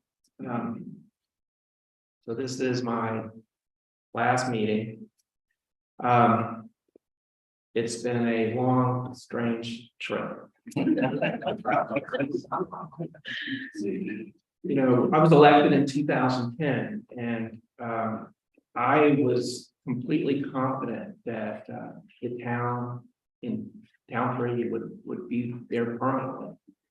And when we went to Columbia Supreme Court, it was like 5 minutes into arguments, so I knew we would have to start again. And you know, with the town of James Island, you know, if you're the mayor and the town closes down, your job is to start the next one. So, you know, I and some members of council and volunteers, we put together Free James Island. And people went door to door. We had many volunteers, did a lot of work. And we were successful in 14 months. We had, you know, a little over a year. Town 4 was started. I gotta confess that the Supreme Court said that the legislation that the town was formed under was constitutional, but the town crossed the city of Charleston. And so I wanted to make sure that when we put the town together this time, that it would not be closed down, that it would last. And so my word to the members of Free James Island was, when in doubt, leave it out. And so many people that were in the town of James Island before, James Islanders that we would love to have in our town, were left out. I felt that the best approach was to try to get the people back. Once we had it down and it was safe, it would be a better position to try to get people in than to try to then take our chances on losing the town again. Senator Thurman was, well, we actually did have some annexations. It's almost 10 years ago now. At the end of Lighthouse Point was not in the town to start with. We added them. Quail Run, Lansdowne, those neighborhoods were added to the town. But after that, it became difficult. The city of Charleston, you know, strategically annexed property on James Island to block us off from other incorporated areas. And so I always felt that the best strategy was to go to Columbia and try to get the legislation, you get an amendment to the annexation legislation. And Senator Thurman was very helpful. We did get through the Senate Judiciary Committee once, but that's as far as he made it. Representative Peter McCoy was extremely helpful. We got legislation passed through the House, but you know, you got to get the House, the Senate, and the governor all signed it at once. I was pleased to hear one candidate for mayor say that he was still interested in trying to reunite the town. I'm sure all of the candidates would like to see that happen. But I really believe that we need the people who don't live in the town to contact their state representatives and to clearly say that they want to be in the town, not that the town wants them. That's what I think needs to happen. The town collects no property tax. And the first town, the second town, third town has collected no property tax, and under what I've been mayor, we haven't collected any property tax. And we've been able to operate with franchise fees and state aid to subdivision. We have taxes, but we don't have property tax. And I would encourage the people of James Island to talk to new candidates for mayor and make sure that they support continuing that policy. Do you want to start having paying line to the town as well. We were able to get a cost share agreement with the PSD. You know, those of you who remember in Town 3, the town wrote checks. And it was a mess. And I decided when I was mayor in Town 3 that we would never do it again. Well, when I heard that the Supreme Court was going to close down, we wrote checks.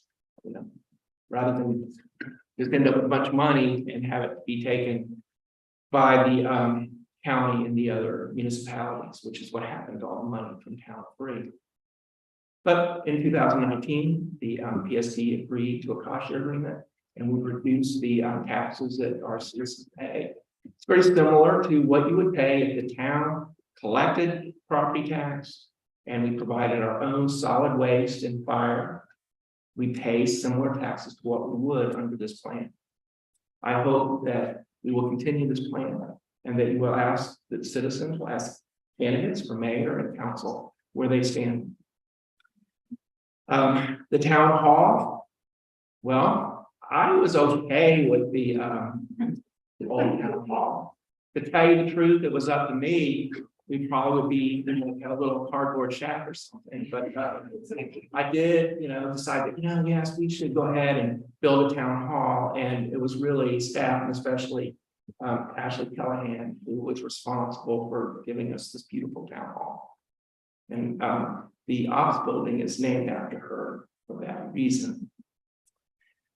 We do let the community use this town hall. It was pretty expensive, and I think that's a good policy. The James Island Arts and Cultural Center is, well, it would have been great if it could still be a library, but that was not to be. I would want to thank Councilwoman Honeycutt for giving us our sweetheart $1 a year rent on it, though we are spending plenty of money on fixing up that building. But it has lots of great programs, and I think it's very, very useful for our community. The Island Sheriff's Patrol, well, the way I remember it is that the Island Sheriff's Patrol was basically sitting parked at Camden Folly and changing the lights. And I asked Sean, Deputy James at the time, well, was that a good use of their time? And he said, no. And that we should do other things. And that was really the start of the Island Sheriff's Patrol. And it's expanded under Lieutenant James' leadership. And we have Chris King as full-time deputy. We are still trying to get a second full-time deputy as soon as the sheriff's office will give us one. And I think it's a good use of our money, and it protects the citizens of our town. Yes, Pinckney Park, that's close to my park. Actually, one of our receptionists, Robin Sanders, is the one who finally contacted the owners. I called them up and they didn't answer my phone calls, but she got them. And it took some time. There was a scary time when ribbons and lines started appearing there, like they were going to sell it to developers. And then suddenly they came back to us and said, no, we'll sell it to you. So we got the entire park and have a playground and picnic area. I think it's a very nice park. Now, Doxby Park, we actually inherited. Zinni Quinn was talking about how he was involved with the Doxby Park with Carol Temple ages ago. When I first became mayor, the town had rented that park. We had a lease on it. The town had spent a substantial amount of money improving the dock and putting the playground equipment there. But now the town is in the process of fixing the dock and revitalizing and bringing that property up to ADA standards. And I think we're in the final planning stages. Construction is going to come soon. So that'll be a major expense. Now, Brantley Park, it seemed like a great idea. It's still beautiful. It has been a challenge working with the city of Charleston and getting that park approved. I'm looking forward to the dock being improved and that hopefully I'll be invited to the grand opening when we finally have it.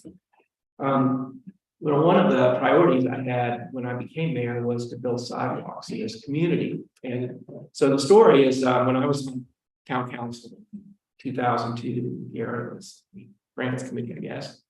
I was chairman of public safety, and there was a little crime wave on Folly Road. So I went door to door to all the businesses, and there were no sidewalks. We need sidewalks in this community. Well, the camp in Folly intersection improvement has put sidewalks in the area that I was specifically concerned about near Camp and Folly.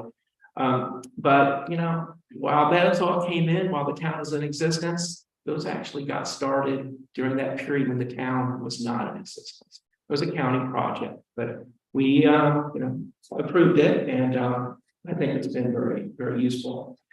The further extension of sidewalks, which I've been waiting for 6 or 7 years, started with a plan that Ashley Callahan really worked on to build sidewalks from Santee Street to Ellis Creek.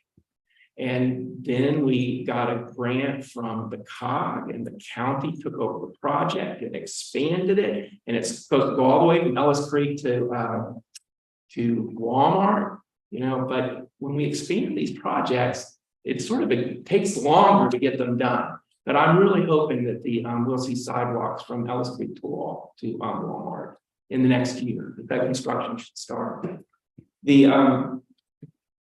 Another sidewalk project that was occurred early in when I was mayor was Fort Johnson. So there was some sidewalks on Fort Johnson near the school, between the soccer club and the school, and some further down closer to Folly Road. But there's now sidewalks almost the entire length of Fort Johnson Road. Well, that's another one that that was started during the period between Town 2 and Town 3. They were actually constructed when I was mayor, but that was a county project. We, on the other hand, were responsible for the sidewalks on Camp Road. And we started with a little bit between Fort Johnson and Dills Bluff. And back then, I was worried about how much of it was in the city, how much is it in the town, why isn't the city going to pay their share? I'm past that. I'm so past that. The city just they'll give us some money sometimes they won't. It's just like we just have to, in my view, we just have to do what's good for the community, and particularly on projects like this. So the Camp Road sidewalk is now actually complete in town jurisdiction from Fort Johnson Road all the way to Yorktown. It's all done in our jurisdiction, but that's another plan where I think how Mason was the town administrator when we started this, and we actually just had a plan to finish the sidewalk in town jurisdiction, but the county took it over, the city bought into it, and now that sidewalk is going to go from Folly Road to Riverland Drive and up to the County Park and Senior Center. Well, supposed to be done in November. But it took like years and years. Drainage, drainage has always been important on James Island, but I gotta admit, I had a wake-up call in 2015 with what we call 1,000-year flood. The way drainage works in the town is that we have a basic drainage allocation with Charleston County. And it's like $500,000 a year that they will do basic maintenance, which means dig out our ditches for us. Now, when I became mayor, the town was doing all of its drainage maintenance on its own. And it was digging by hand, generally, contractors in front of people's yards that requested it. It had to go to the Public Works Committee, then the Ways and Means Committee, the Town Council approved it. And when I became mayor, we were so far behind, it was ridiculous. And so I negotiated with Charleston County to have them come back and start looking on our ditches. And and they were going to charge us like $300,000 a year to do it. But the town went away. Charleston County started working on our ditches, catching up with all the deferred maintenance that had happened. for. And then, Councilman Quayle, made that requirement that we pay for it go away. And we've got the current plan where they will pay up, it's basically, we don't pay them, they don't pay us. They just keep a track of the cost of all the ditch maintenance they do, and up to $500,000. Now, if it's over $500,000, we'd have to spend money on it, but it never has been.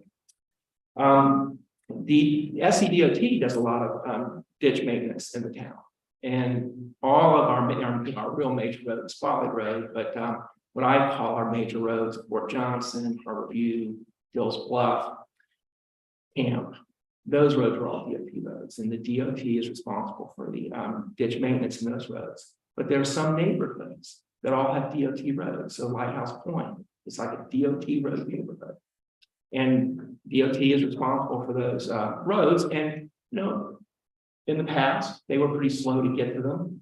We are paying higher gas taxes, and some of that money is now coming to take care of the roads in our DOT, in the DOT maintenance system.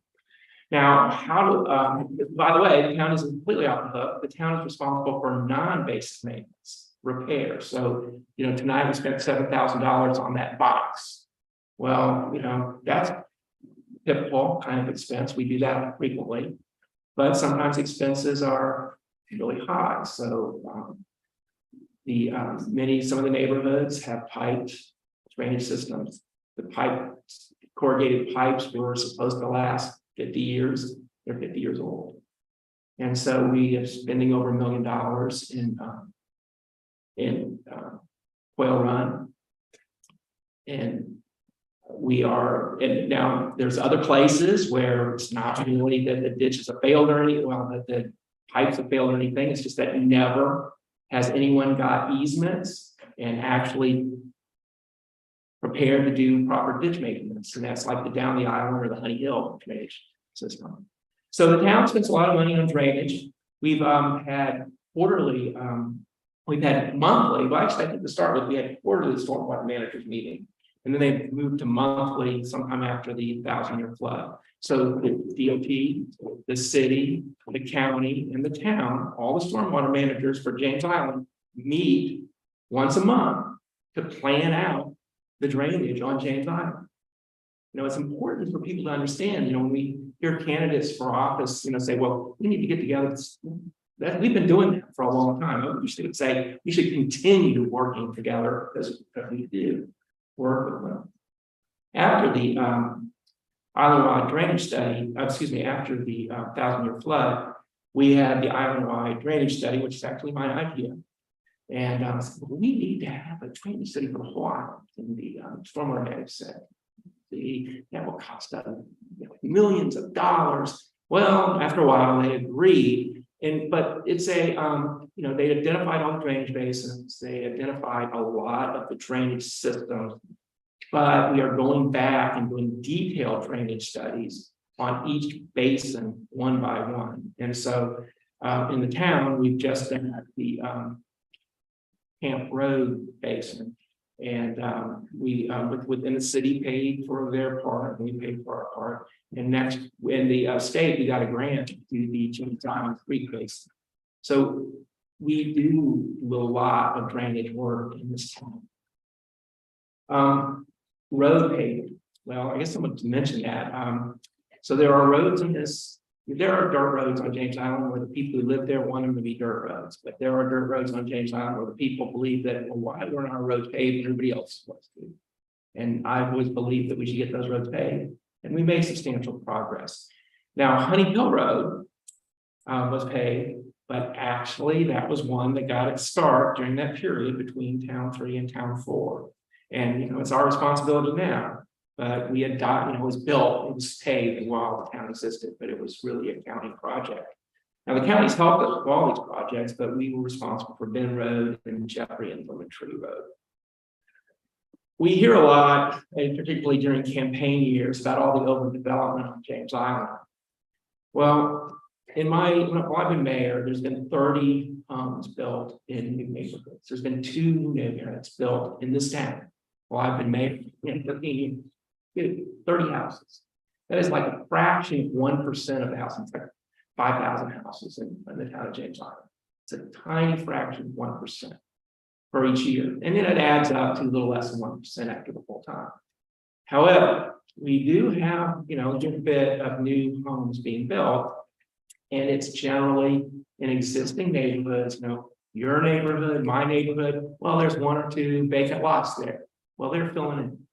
And that comes out to be like 40 a year. And that is the development, that is the you know, the residential development on James Island. Well, how is that possible? They're building townhomes and this, that, everywhere. They're in the city of Charleston. You know, you see a new apartment building, where's that? It's in the city of Charleston. Now we have apartment buildings and townhomes in the town of James Island. None of them built under the town of James. They pre-existed. Most of the townhomes, most of the apartments, they're all in the city of Charleston, and the new ones especially. Commercial development, I've heard people say, well, we have too much commercial development. So the town actually has a lot of commercial property between Ellis Creek and Wilmot Road is pretty much in the town. Now, you know, there's every grocery store in the whole James Island is in the city of Charleston. But most of those businesses, most of those little strip malls, they're in the town. And it's all built out. There's like 2 vacant commercial lots on Folly Road that are actually under town jurisdictions. There were 2 vacant lots when I became mayor. There's still 2 vacant lots. But there's all these businesses, and there has been new businesses replacing old businesses. I've always been strongly committed to improve commercial redevelopment, making, you know, uplifting our strip malls to make them nicer. And, you know, that's what our staff has tried their best to do. The town passed just in the last couple of years, stormwater standards that are stricter than those in the county and the city. So when people say, oh, you know, we see this development, it floods the neighbors and stuff like that, we don't allow that to happen. We don't allow that. Now, but it happens. Well, gee whiz, you know, new development in the city. Hey, maybe it even floods people in the town, but usually it's a story of new development in the city floods somebody else in the city. That's normally what's going on. But yes, there are some places, because of the nature of our life, where there's city development, but the city has improved. They have tremendously improved. You know, we hear about Bill and Bill. Well, that's the way it was. But it's even the, you know, the city and the county both improved. The town is the best, but they both improved. And, you know, I appreciate this council, you know, changing stormwater standards. Tree protection. So in, you know, at least several years ago, when when single family development, the rules were you just could clear cut the property. And those were the rules in the town too. And we changed that. And so under the town, our rules for if single family development or commercial development, multifamily development, any development, you know, we have any multifamily development, but in all our development, we protect trees. And I think that's a good thing. Now, the town has 3 units per acre as our basic residential zoning. Almost the entire town is zoned residential, 3 units per acre. That is less dense than the city of Charleston or Charleston County. And basically, they're 4 units per acre. And so we hold the line. But, you know, when people talk about, well, you know, people should be allowed to have apartments, you know, you're basically going to 6 units per acre. You know, say you can add an apartment to your house. You're going from 3 units an acre to 6 units an acre. You're doubling our density. Now, I don't think everybody would want an apartment, but if 10% of the people do, that would like double the increase in housing density on James Island. Well, it would increase the rate of increase with double. So please watch that kind of idea. Well, I just wanted to talk about what the town has done and, you know, some wanted to encourage you to think about who you choose as your next mayor. But I also want to do some thanking, and I want to thank the town staff. How was a great town manager. Sorry you had to go, but Ashley, did tremendous work for this town, and Nikki, you've been great. The town employee that I've known the longest is Frances. So she started in town 2 when I did. I took a break mostly during town 3, but thank you so much. I think all of our town staff, Mark and Kristen, Flannery, they all do a good job. They all take their job seriously, and they all try to do their best to serve the people of this town. I greatly appreciate the people on council. I especially appreciate Garrett. I wouldn't say, Garrett, that I don't know, in the last 4 years, I would not say that you're necessarily always on the opposite side. But yes, we've often been on the opposite side, but you've always worked really hard, and I've always respected that the operation of James Island Pride, Helping Hands, and then the Arts Council was a lot to do. Thank you.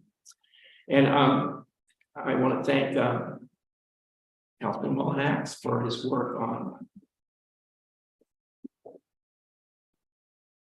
the Public Safety Committee and the Drainage Committee. The Drainage Committee was actually Councilman Mullinax's idea. Councilman Stokes, back before the last election, ran the Drainage Committee for a time, but also that and Public Safety.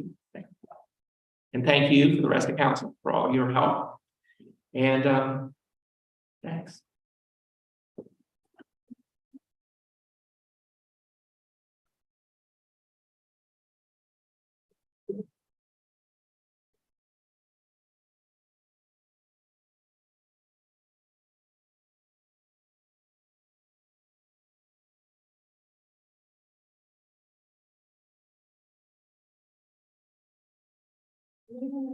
One moment.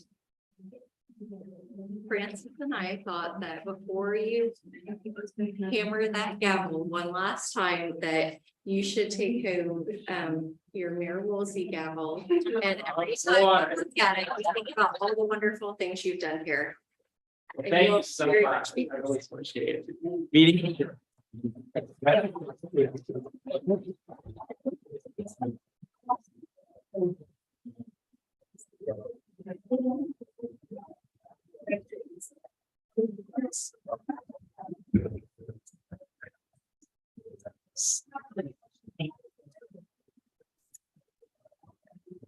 So